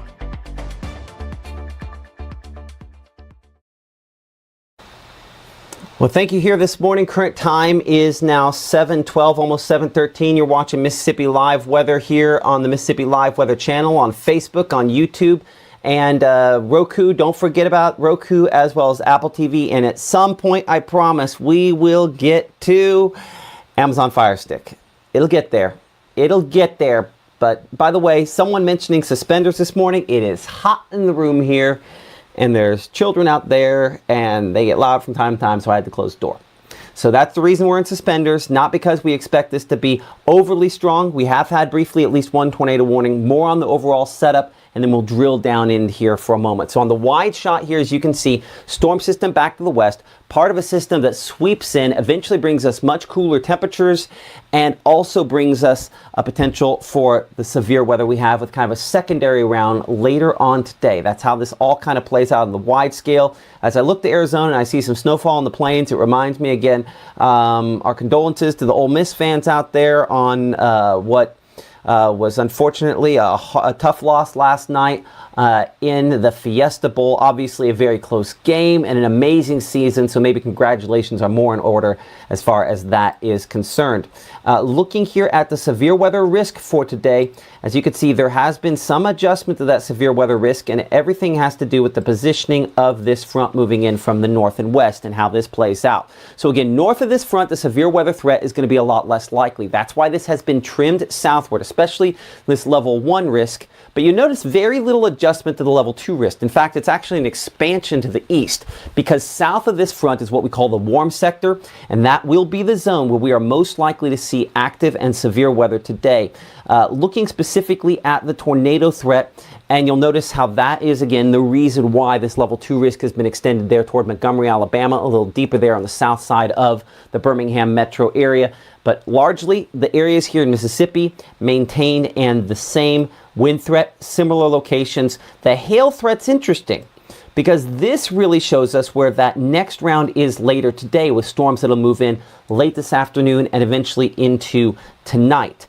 As we check out the latest here on Mississippi Live Doppler radar here and on our rainfall mode, as you can see, again, a lot of thunderstorms that have moved through, and at least briefly we've had some tornado warnings today, like those storms down there kind of the west of Philadelphia in Leake County. A brief tornado touchdown earlier on the Leake and Madison County line detected on Mississippi Live weather radar. What we call it, the storm report on that. An indication that we had, again, some brief damage detected on radar. That storm has weakened substantially as it's moved eastward. As we tracked in very intimate detail a minute ago, that part of that line of thunderstorms is weaker. We are watching here in and around the Columbus area, our strongest part kind of moving through as we speak. And that's been very visible on our cameras there with the North Mississippi Storm Chasers, as we showed you a minute ago on some of those. So with that in mind, where do we go from here? Let's look at Futurecast over the course of the next couple of hours as this kind of line of storms sort of moves in. Doing a pretty good job here on Futurecast of showing where the storms are. A very wobbly line. I do think it is slow on this, so this is probably going to be a little bit farther east as of 9 a.m. kind of based on what we're looking at, and that tends to happen. Models like this tend to be a little bit slow on their positioning, especially when we're in the middle of an active weather event. And so as this line continues to push eastward, you'll notice the thunderstorms continue to be the strongest back out into Alabama. So I just as easily, if I were making an adjustment, rather than Brooksville, I'd have this more Aliceville there by around noontime. And again, this is our latest version of our HRRR model, but what I want to point out is what's going on back there into Louisiana. This is kind of important. Obviously, we're Mississippi live weather, but what comes into Mississippi is in particular what we're tracking. And so this batch of thunderstorms we have out there, kind of associated with our main storm system, as that lifts in, you can see how those start lifting northward a little farther, and we get more of the thunderstorms into our area. So this is the zone out here where storms are going to develop through the afternoon and then try to hug the front and maintain themselves into our area. And so while we do not have a high-end severe weather threat, if we are to see some storms that try to produce severe weather this afternoon, that's where they're going to be. Chris, real quick, I'm not going to address a lot of questions while we're in the midst of this. And you can join the conversation here on our different social media. But Chris's question here, I do think, is one that a lot of folks probably have. And that question is this: do we send kids to school? And the answer, I think, unequivocally in my brain is absolutely yes. You send the kids to school this morning here in our area. Because while we have some thunderstorm chances later, the projections took all these way south yesterday, and then while they've expanded a little farther north, and there will be a tornado threat with some of these, I solidly believe we need to make sure that we send those kids to school today. It's important for them to learn, and at this point, I'm not impressed. This is not a high-end tornado threat, as we've talked about. Okay, so back here into Texas. That's where those storms are the ones we're going to watch as we progress throughout the day. Again, join the conversation. You can do that on YouTube and Facebook and X, and those comments, something that you can share with us here. So let's progress in over the next few hours here and into the afternoon. As you can see, while we do have that flare-up late afternoon up here around the Golden Triangle and south and eastward, then I'll kind of shift south there towards central Mississippi, closer to Meridian and Demopolis by around 5 p.m. Here's the thing you need to know. This front is wobbling, so it wobbles south, and then we have additional storm development and see it start lifting back northward later on into tonight. So the takeaway being this, that it's just going to kind of go back and forth, and we're going to have to monitor this closely. There will be a cutoff at some point, wherever this front is, and I think this is a decent positioning on the front. You get north of this front, and tornadoes and severe weather becomes pretty unlikely. South of that front, it becomes more likely. But you'll notice that this does continue later on into the evening and over into the overnight hours as well. So as we look at that forecast over the course of the next 24 hours, as you can see here, lots of thunderstorms this morning, but we're really past the peak of the morning thunderstorms. We see them diminish through much of the day with the exception of locations in the southeastern portion of the area, and then pick back up as we head into the evening, and some of those still around again for the first part of tomorrow morning. Notice temperatures tomorrow morning were 50s to begin the day, 10 degrees cooler than today, and it's a day that does not increase those temperatures much at all. Okay, so here's that point in the discussion where I just go rogue and start pulling stuff up that I think matters. And so I'm going to pull up our triple threat. And if you haven't been watching us here on Mississippi Live Weather, this is kind of a new thing that you can only get here on Mississippi Live Weather. And so the triple threat allows us to look at a couple different projections here to sort of see where all of the severe weather threats are if you kind of layer them all at the same time. This particular projection, again, has the primary amount of rotation, severe weather on the southeast portion of the area. That does line up perfectly on our strike model here with where storms are. But what this also sees, again, this kind of looking at all the different types of severe weather threats all at once, does have that, again, flare up with storms back out there into Louisiana. And I'm looking at this newest version of the strike model at the same time you are, so we'll analyze this together. What you can clearly see, a lot of rainfall up here, but what we don't have is a lot of this red with rotation tracks or the damaging winds or things like that. So I'll address this here in a second, but I think big takeaway, we're going to have to watch back there in the Louisiana how those storms end up developing, whether or not those are able to still produce a threat as they get closer to us. Certainly the greatest threats south and east, closer to that main line of precipitation there. Most of the storms behind that are less impressive. But as I advance it here, this tells us, this shows us the kind of accumulated threat over the course of this whole event. You can see very limited rotation up here in the northern part of the state, a much more significant amount farther south, and that is the reason why, again, we have that greater severe weather threat farther south as well. So that is our triple threat, something that's an exclusive here to Mississippi Live Weather. As we look at that forecast for 7-day forecast here, you can see again 70s thunderstorms this morning, mostly below severe limits. Thunderstorms later today as well. Again, mostly below severe limits, but looking at, again, much cooler for your Saturday and a lot cooler for Sunday, with temperatures by Monday and Tuesday that are going to be down there into the 20s, and that does mean you probably need to be thinking about making sure those faucet covers are on there. You know, we've been pairing up with the folks at Absolute Cleaning and Restoration. They're giving away these faucet covers. You know, as we go through this winter season, there's not an infinite supply, but especially elderly folks in the community that can't afford this, don't want to, but can't afford this, they're willing to give these away to kind of make sure that we don't have problems. They do a good job of fixing things after the fact, but they're trying to help people to where they don't need to do that, because something as simple as this, or a towel over those outdoor spigots when it gets really cold, something that can protect them from freezing. So just some things to keep in mind there. Okay. Our next live broadcast is going to be coming up here at 7:30 a.m. here in the Room to Room Weather Center. I'm going to take a break here. We're going to send it for a moment back to the 24-hour channel. We'll re-rack things. We'll come on 7:30. That'll be our last update unless we have more significant severe weather. We appreciate everybody for watching us here. Like and subscribe. It's what keeps us in business, as you can see with those all the severe weather comments and things on there. We'll be back here in the Room to Room Weather Center in a few minutes. Keep it here for the latest.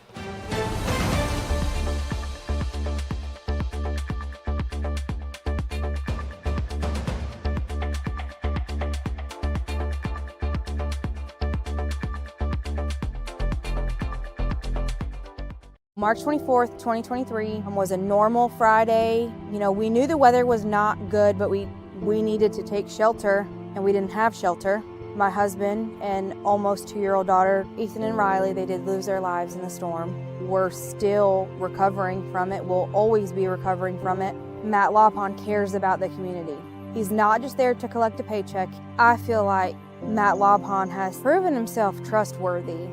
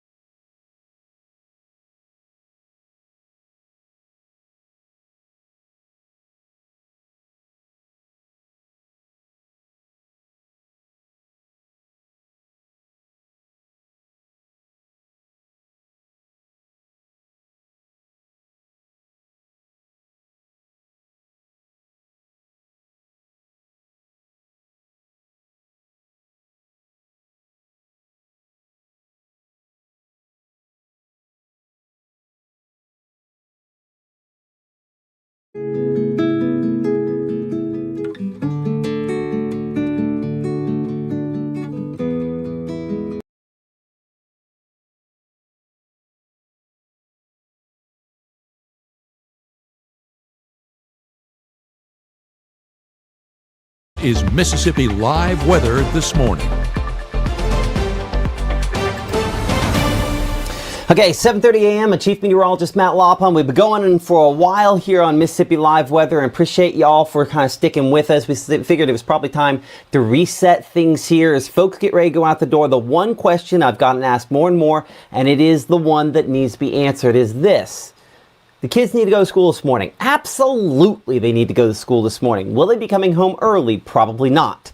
This is not a high-end severe weather day. I just want to make sure that we are crystal clear about that. Could we have a brief tornado? Not an impossibility, but again, not a likelihood necessarily in this setup. We're at the morning round here at this point that is already past its peak and likely to diminish from here.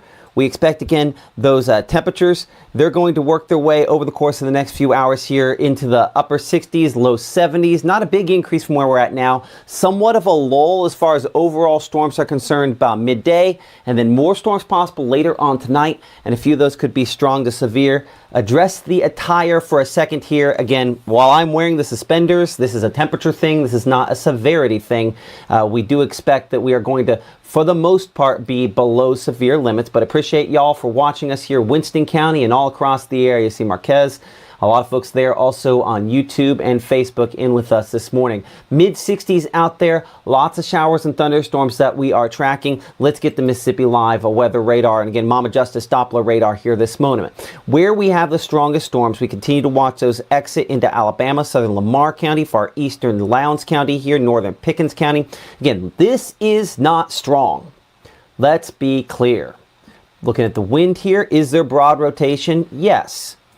Now, if this were 5 hours from now, peak heating of the day, we had more fuel, I'd be tons more concerned with this. But this time of day, I don't think the atmosphere is structured well to get this beyond maybe a couple sporadic wind gusts. Hopefully we have no damaging wind gusts out of this. But the concern always is that could be a possibility. Let's get a storm track on these storms. Again, the speed on these about 40 to 45 miles per hour or so there. And so if we kind of continue that speed, you can see there again, we're looking at the Groom Grove area pretty much now. Fernbank at 736 there, Kingville at 740, Millport 741, as that works toward Kennedy about 750 or so. Again, working its way toward the east of the eastern portion here of the Mississippi Live weather forecast area. Let's go across the state of Mississippi here for a moment, give you kind of the overall story of how things are going at this instant. And I'll switch radar sites down there toward our central Mississippi radar site out of Jackson for a moment. Overall thing we're seeing here, again, some reports of wind damage down in the south part of the state. We did have, with that box there, a brief tornado warning with a storm that briefly produced a confirmed tornado in Leake County. Okay, so how can I, as the weather guy, stand here and say no tornadoes when there's a tornado? That's not what I said.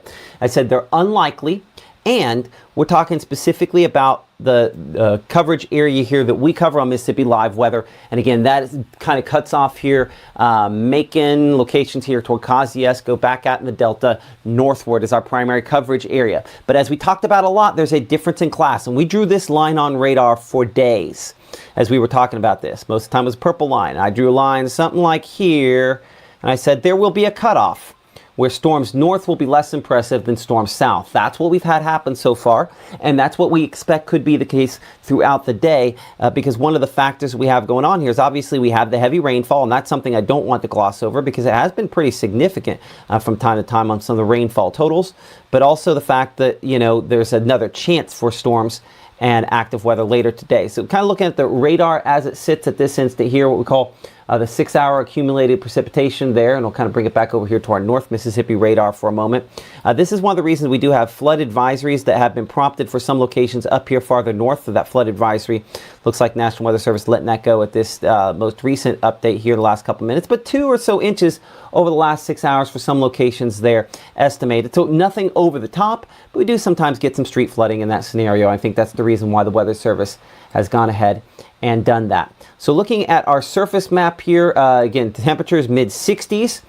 And we expect those to go in the lower 70s as we progress throughout the day. Here's a look at kind of the bigger picture, which includes, again, the storms that we have over top of us now, but also a threat back to the west. In particular, we're looking at this system back out here toward Kansas and West Texas. Same system, yeah, that brought some of the precipitation out there to the desert last night. Again, our congratulations to the Ole Miss Rebels on an amazing season. Unfortunately, losing last night to Miami and not going to the national championship game, a bitter pill to swallow. But from a Kansas fan who would just take a winning season at this point here, I know that's not enough for y'all, but congratulations on where you have found things this year. And just know that years like this are special, and you'll talk about them with your kids for a long time. Hopefully next year's a better year. We'll see, but this one's a pretty good one, so nothing to be sad about as far as that's concerned. With that in mind, that storm system, the reason I went down that tangent, is moving toward us, and once it gets here into Texas later today, things get more interesting for us. So here's a look at Futurecast. Again, this is the area where storms. The question, if we're talking about North Mississippi, we have storms over here now. The reason I'm not zoomed in on North Mississippi is whether or not we have more significant storms honestly comes back to what's more back out here into Louisiana. This is later today's rounds with an S there. But you can see how this really fills in as we go toward noontime. What we have happening here is everywhere kind of south of this front here is what we would call the warm sector. And so we kind of have this warm and moist air coming out of the Gulf of Mexico, and it's just kind of a free-for-all on how far north some of that moisture ends up moving into our area until you hit this front, and that front really stops that progression. So as you'll note here going through the day, they'll continue to kind of have thunderstorms as that moisture kind of coming up and colliding with this front, and as the front wobbles south, that primary threat shifts south as well. But if it just stayed there, that'd be one thing. Notice I have kind of the arrows showing how far north it is, kind of at that main point there. But now as we progress here into the latter part of today and we go into this evening, as you can see, that front starts lifting back northward. So that's why we can't completely close the door as far as storms and severe weather is concerned with this setup over the course of today. So let's see if this will end up populating there, and it will, but it's going to be back behind our precipitation. You can kind of see there the area with the Storm Prediction Center, the yellow area. We'll show this in more detail here in a minute, kind of outlining our severe weather risk, but certainly it has been shoved southward a little bit because of the positioning of that frontal boundary. So as you can see, hour by hour, we're progressing through the 60s over the course of this morning, low 70s by noontime. Rain coverage kind of diminishes somewhat as we progress through the middle part of the day into the early afternoon, and it picks back up this evening, also in the first part of early tomorrow morning. Coming up in 60 seconds, we'll be looking at Futurecast. And one of the things I'm going to look at that's a little different than what we've had, I'm going to pull up that version where we can look at fuel at the same time with that. That's one of the things I think will be important, critical on how whether or not these storms can really have enough to work off of to produce severe weather.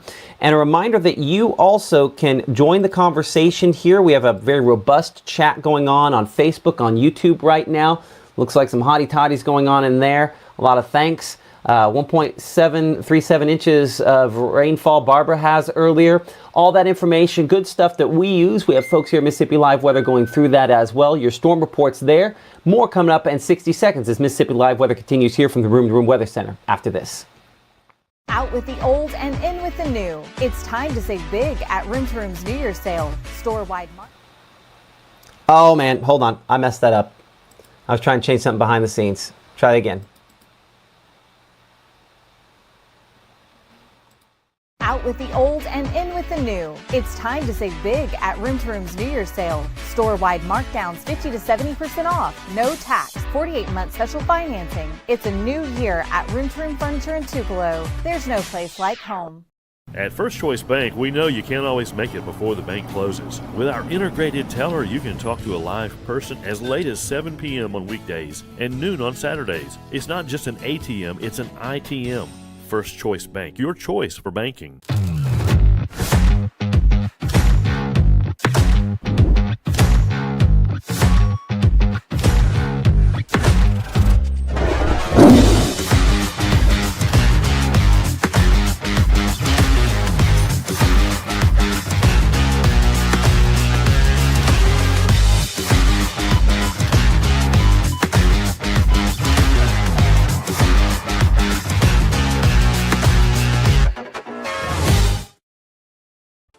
Right now, from the Room to Room Weather Center, here's Mississippi's Chief Meteorologist, Matt Lobhon.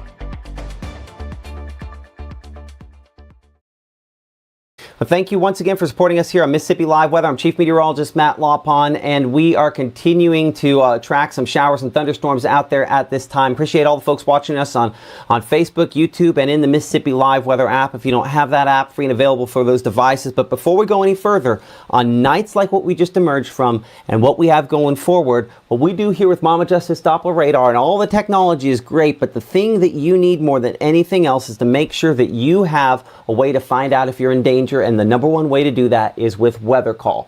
I point this out because as much as as you saw, I'm the guy, I hit a wrong button. We had to restart the break so I get some stuff figured out behind the scenes here. You know, it involves me not at all, except for recording my voice and then the system sending it out, and that's Weather Call.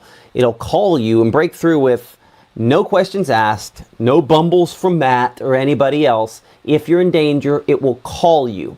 And phone calls have value, in my opinion, because of that. You can sign up for more information with Mississippi Live Weather Call using that QR code. If you scan that below me, or in the app, there's a link, or you just go to msliveweather.com. And at that location there, you can get Mississippi Live Weather Call, and it will tell you everything you need when severe weather happens. If you're in the danger zone, it calls you, and if you're not, it doesn't. And so as we kind of reorient things here just for a second, and then we kind of come back here to Mississippi Live Weather Radar for a moment, you'll note that we continue to show, again, some thunderstorms out there at this time. A lot of folks asking about that at this point in time. Chris Stevens up there. Kansas 2065 National Championship. We'll see about that.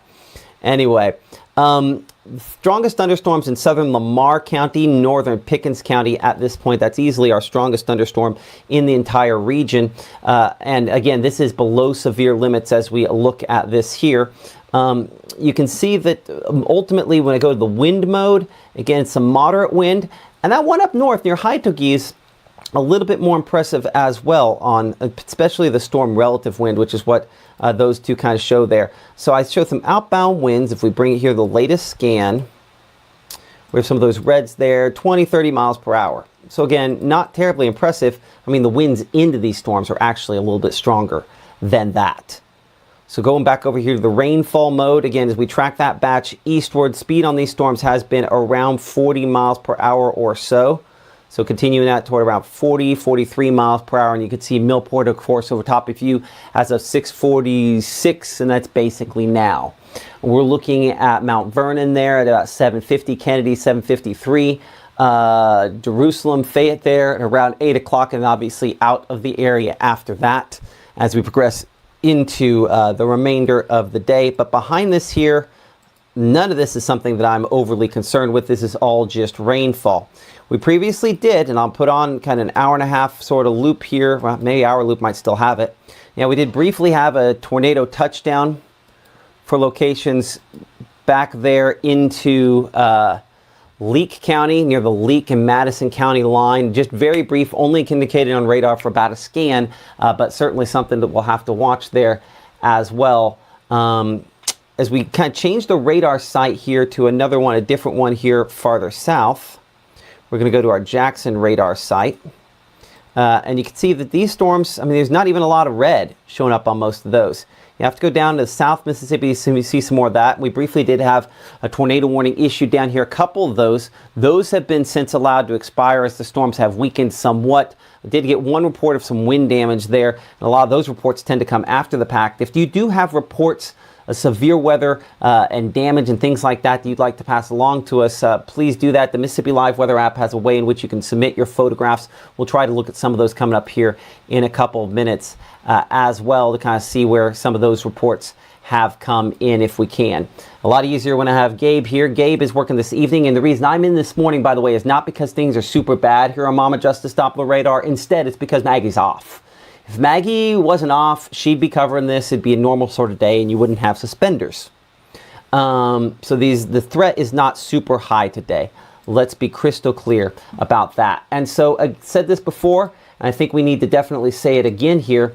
Highly recommend, obviously, sending the kids to school. Bus stop forecast there. A lot of them probably already had to be at the bus stop, but their school forecast for today has a 63, obviously now low 60s at this instant, low 70s by the time the dust drops them back off, and obviously very rainy for your morning commute there. And appreciate IMPC for sponsoring our forecast there for the bus stop forecast. This is kind of one of the stories here. We're going to show it, and we'll go back and kind of re-show it. The fuel remains very limited up here in the northern part of the state, and that's a good sign. So we kind of go back in here and kind of walk through this again. This is one of the big stories on whether storms can form and be surface-based, and surface-based storms are the ones that try to produce tornadoes. And so I just don't see a whole lot out there that's terribly impressive in that regard on this for our area. In saying that, though, the amount of fuel is a little farther north than what it looked like last night. So there has been a trend toward a little more fuel in our area. And that's one of the things that keeps that at least limited severe weather risk in place. To that point, I need to go back. We need to show the severe weather risk area. That's something I have not done very well in this particular version of this broadcast. So Storm Prediction Center in Norman, Oklahoma, the ones that put these risks out. As you can see, the level 2 risk extending through around Aberdeen, out toward around Calhoun County, Grenada County. But maybe the more important thing to note is the fact the northern portion of the state has been eliminated up here. Corinth, back toward New Albany, back toward Clarksdale. I just don't think we're going to get moisture that far north. As we talked about, positioning on that front is kind of the key as to where all of that ends up landing. That comes back to the tornado risk. And I think just as importantly here, as we show you the significant tornado risk, it's the lack of anything on this graphic. That's a dense fog advisory. That's not what this is. So I'll stand over top of that here. But this indicates, again, no significant, no strong tornado risk out of this. We're talking about winds greater than 111 miles per hour. That's where you're causing real damage. No risk for that.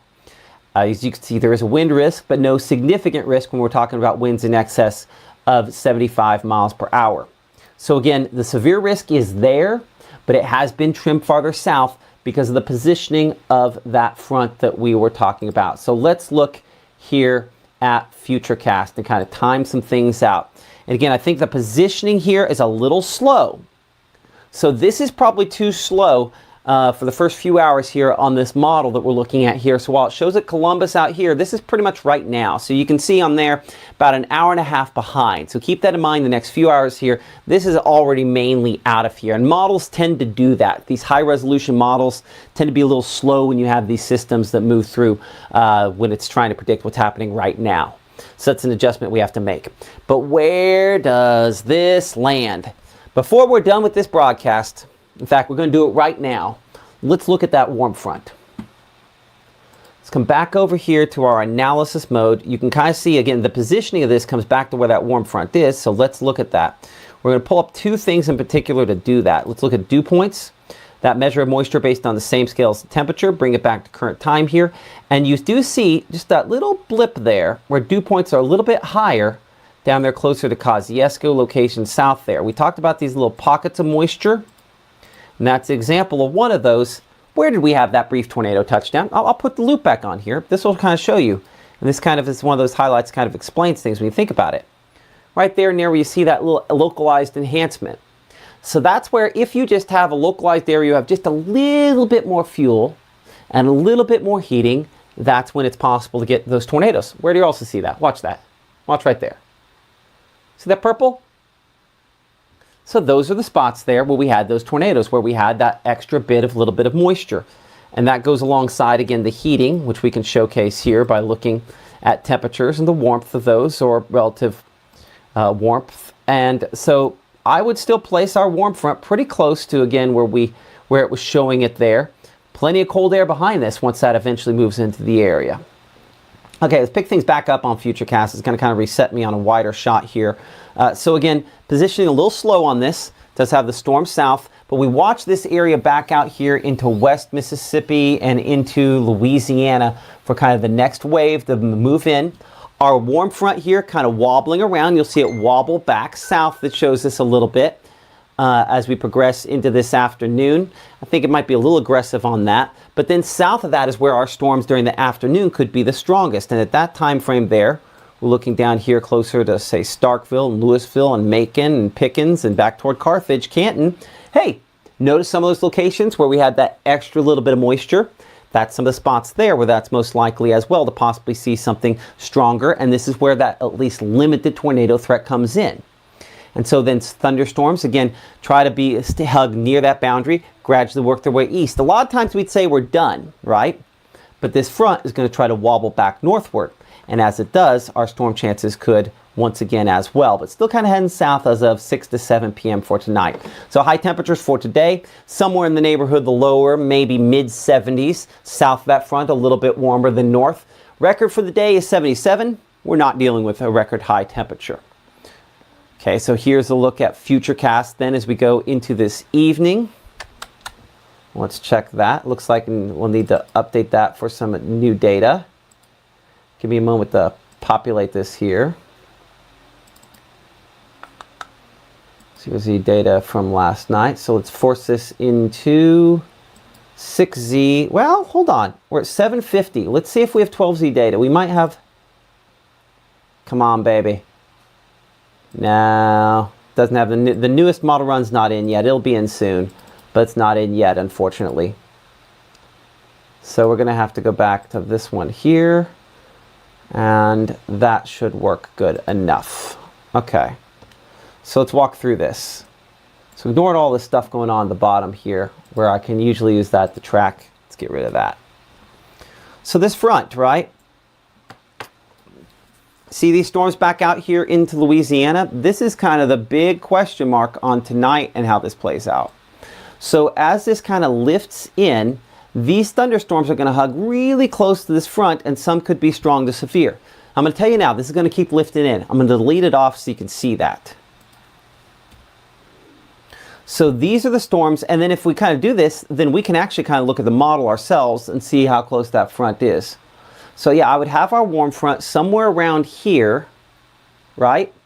And so as we get closer to midnight, a few of these storms pretty strong to severe. And there's a difference, as you can see north-south here, between individual thunderstorms and more this blob of rainfall. So these individual thunderstorms are probably the most likely ones to try to produce severe weather. And yes, I do think there will be a limited tornado threat that could occur with those, but more likely probably some damaging winds. But almost all of this up here, we'll have some people saying, well, can I go to sleep? This is almost all go to sleep stuff up here.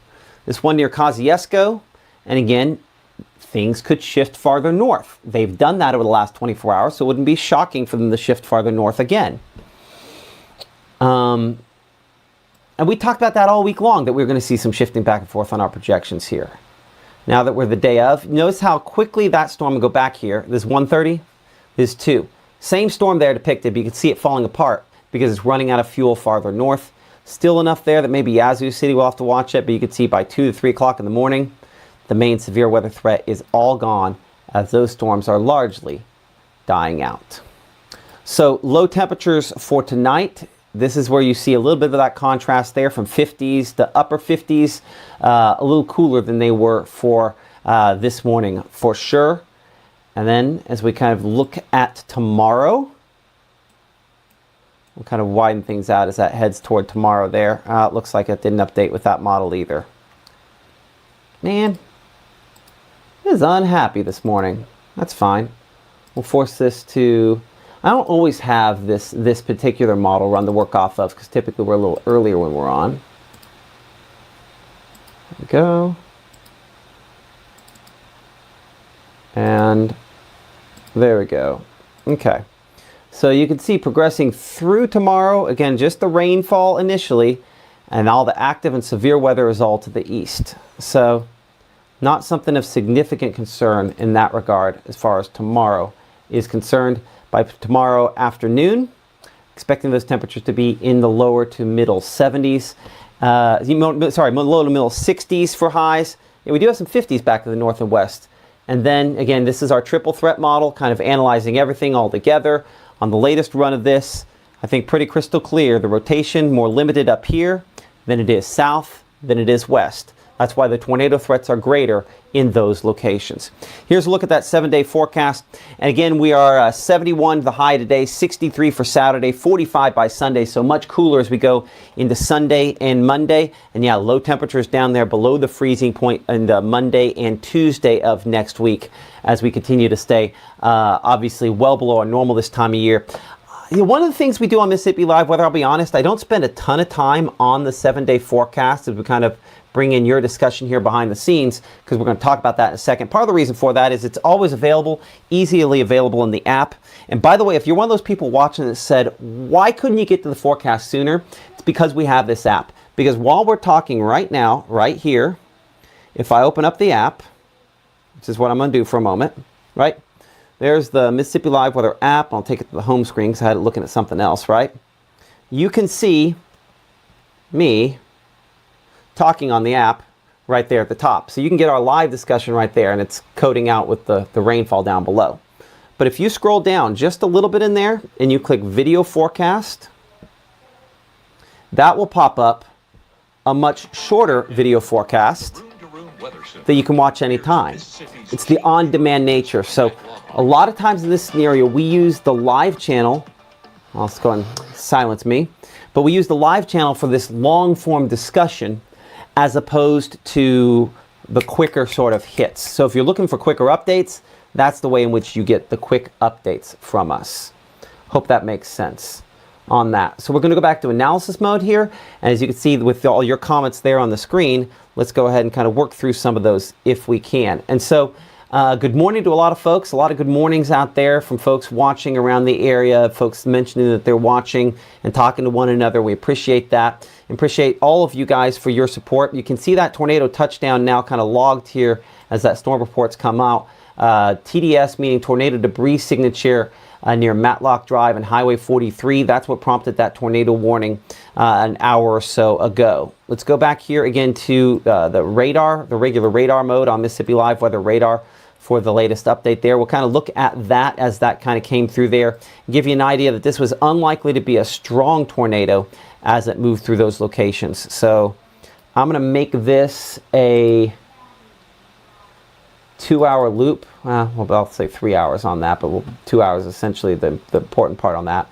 But as that moved toward the toward those areas when it was back out, and I'm going to have to go down, I think, to the Jackson radar. Just give me a second. Precipitation. We were watching this for a while, watching the shear product, something the rotation product that you can see here on Mississippi Live Weather.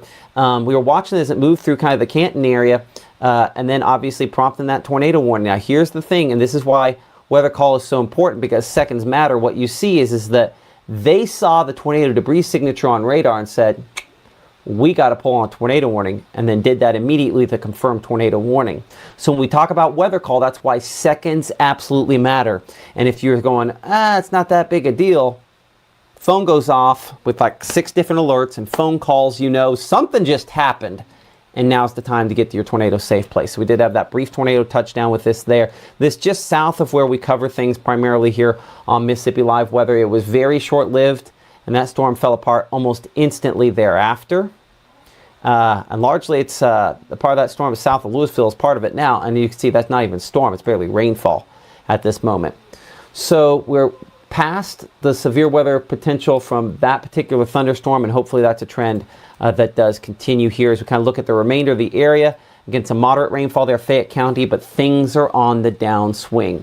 I appreciate the folks watching us in Noxapater there. Can I zoom into Hattiesburg Petal? We just got a warning. Okay, well, let's look down there south. Yeah, they do have a warning down there closer to Petal and Laurel. And so, yeah, we will talk about that here for a second. So give me a moment to kind of pop up that. So new tornado warning kind of issued down there for those locations, in effect for Jones County as well as Covington County. That in effect, as you can see, till 8:30 a.m. This is Doppler radar indicated. Checking the wind mode there. There's still some broad rotation with this, but I think there's enough there. That's part of the reason for that. Again, latest update, current time, you know, that warning came out just a little bit ago. That's about 10 minutes removed from that there. Just looking at what they call the bookend vortice. related to that, and that's something. I'll go ahead and stop my wake up alarm, my typical wake up alarm there, and come back to the precipitation mode here. You can kind of see again, you have that sort of curved area right there. I'm going to change my behind the scenes so it's a little faster when I pull it to my in-house studio camera here. So just like a spot right there, you see it kind of curl up a little bit. That's similar to what you saw up there in Leake County earlier on, and that's the reason why they have gone with tornado warning here. Is they saw, hey, it's capable of going real quickly, and so that's what it is now. So let's get a storm track on this. I'm gonna double check the forward motion on this storm here for a moment. So give me a moment here to kind of pop that up. Going about 45 miles per hour on that. So that's what we've been tracking things all morning. So let's go ahead and track it again at that speed there. Again, toward Laurel, 45 miles per hour or so. Again, we show that on the edge there, about 8:30. So about 30 minutes from now, current time is 8 o'clock. Speaking of that, current time is 8 o'clock. You're watching Mississippi Live Weather and Mama Justice Doppler Radar. I'm Chief Meteorologist Matt Lawpond here. And what we are tracking and talking about at this time is a line of thunderstorms here moving through. Most of these are well below severe limits, and most likely scenario is that we will probably not see tornadoes out of most of these. The folks down here in and around locations in down in South Mississippi, most likely to probably have more unstable air, and thus most likely to see potential for severe weather. Our shear product here, which allows us to look at rotation, does show some rotation, a decent amount of rotation with this storm kind of moving through that location there. We'll make this 30-minute loop and see how that progresses. Sometimes you'll get kind of an S sort of shape in our shear product here, our rotation product. When that happens, that sometimes is a sign that we got to watch this. So on the path this is going there is heading toward Laurel eventually, as we showed you on that storm track a moment ago. Bring this back to the two-dimensional mode here on Mississippi Live Weather.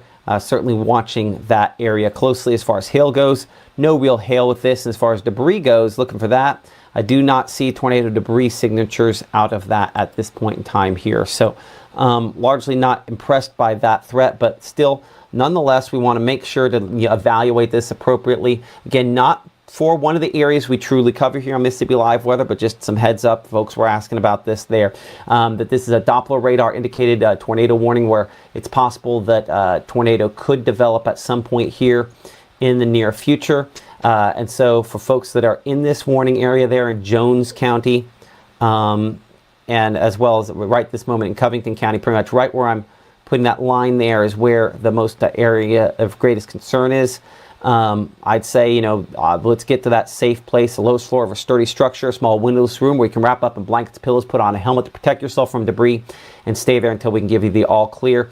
You want to avoid some unsafe places there. That'd be cars, trucks, mobile homes, things of that nature, so that we can be in good shape. And one of the things we always kind of recommend, if you're kind of ahead of this, or you know someone down there, if you know somebody in the path, call them, let them know, hey, there's something heading toward you that you need to be paying close attention to. One thing you could do is text a picture. Use the screenshot function of your phone. Before it was like, oh, we'll take a picture of the TV screen. Well, now it's just, hit the power button, hit the volume button at the same time, it screenshots it, and you can send a screenshot. Now, one annoying thing with the screenshot that drives me crazy, that if the vendor's listening this morning, is that screenshot's going to be wrong ways, and you'll have to rotate it. Unfortunately, something we're still working through. We've done a lot over a short period of time. That's an annoyance that we still have got to get through at some point here. But send a picture to a friend, nag loved ones to get to that safe place if necessary. And if you're ahead of this or any of these thunderstorms, we show this graphic all the time outside of severe weather, but build that armor to make sure that you can get to, and you folks know how to get to that safest location there. Got to know when you're in the warning, and that's the beauty of Weather Call, the Mississippi Live Weather App, Code Red. That all keeps you ahead of things. As we bring the conversation back in here for a moment, apparently Jones County, according to Gabriel, has deactivated their siren system. I cannot independently confirm that. We need a suspenders risk graphic. The suspenders are on because it's warm in here. Let's test it. I have a fan right above me. We'll see if that cools it off enough that we're okay without blowing around all the papers or making wind noise there. So that's on, and that might be a helpful thing that I keep in mind to keep the jacket on a little longer during normal weather. Going through again some of what you're looking at there, watching for Detroit, Alabama. Let's go ahead and bring it back up here north again to cover the northern part of the state, and bring it back in here to the closest radar and talk about Detroit, for example. So while tornado warnings are going on down south, for folks out here in Lamar County, Alabama, these storms again below severe limits. Detroit, nothing up there that I'm concerned about or worried about. And one way you can always tell that is you look above my head there. If I can get pointed in the right spot, you can see lightning strikes. Only a single one over the last little bit here, a sign that these storms are largely elevated and below severe limits. So some moderate rainfall out there, but again, nothing that I'm overly impressed with at this time, really out of any of this stuff that we have up north. Our next live broadcast that is scheduled is going to be coming up here at 5 p.m. today here from the Room to Room Weather Center. We will probably do some updates between now and then, but the severe weather threat as far as North Mississippi is concerned, I do not see one of significance right now, and I don't want to imply too much by staying on, because I do know that there are some people out there that will stay on nonstop with us. We can leave the channel, the 24-hour channel, up and going on Facebook. That's fine for folks out there. But again, the primary severe weather risk for this morning round is over, and primary severe weather risk in general is south of us as we progress throughout today. Keep it here for the latest. Appreciate it. Like and subscribe. We'll talk to y'all here in just a little bit.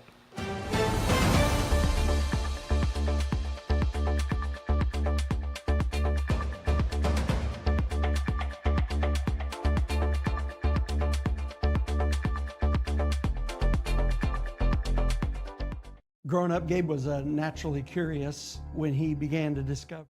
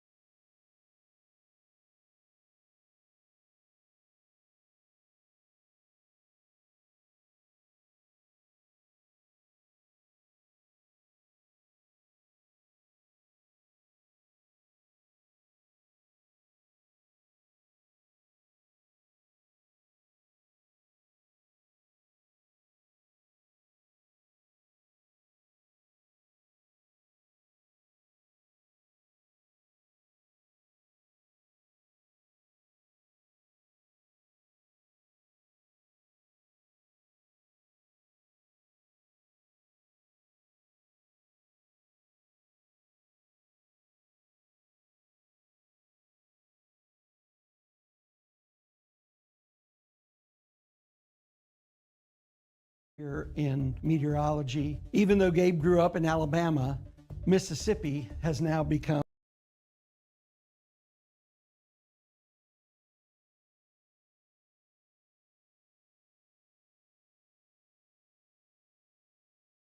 I would certainly very kindly ask that you would consider doing that because it is about the only way, and that popped up that program there, but it'll pop up the nicer shot here.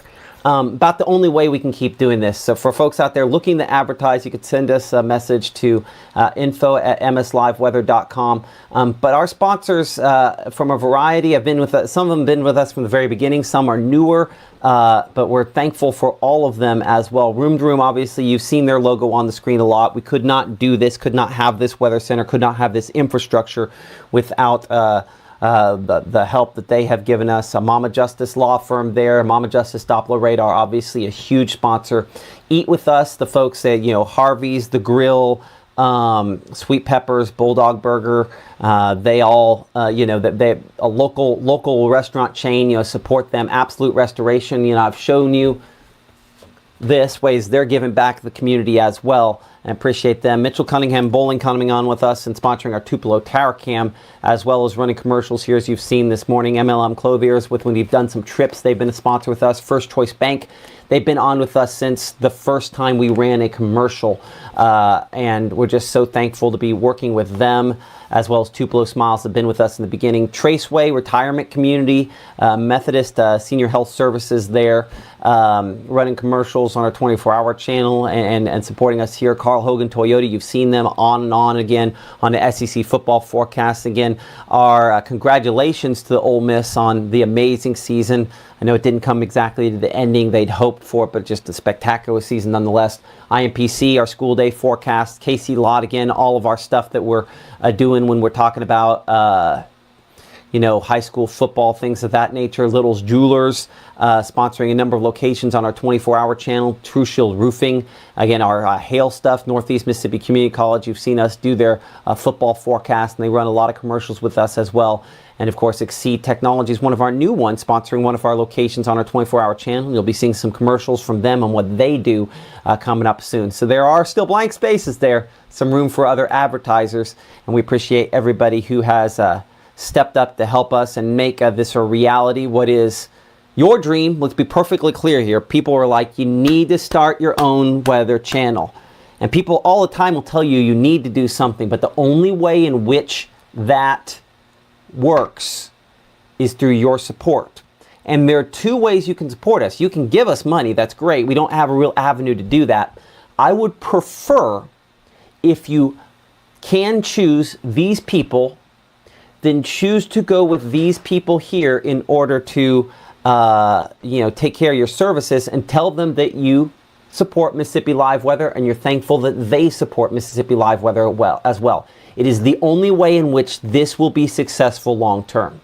Otherwise, unless if you choose other places to go, or you don't tell them you support Mississippi Live Weather, they're going to say, that money wasn't worth it, and they're going to move on to someplace else. So if you want this to be something we can continue to do, then please support our sponsors. And if you'd like to sponsor us, and trust me, any sponsor in the region wants to know how many hits that logo gets. It is a ridiculous number, and these do very, very well as well, because while we have about 400 folks watching us at this point here on a bunch of different platforms, and we're talking about sponsors, when we do our live broadcast, we have thousands of folks that watch us every day, because this is so convenient. The app is there.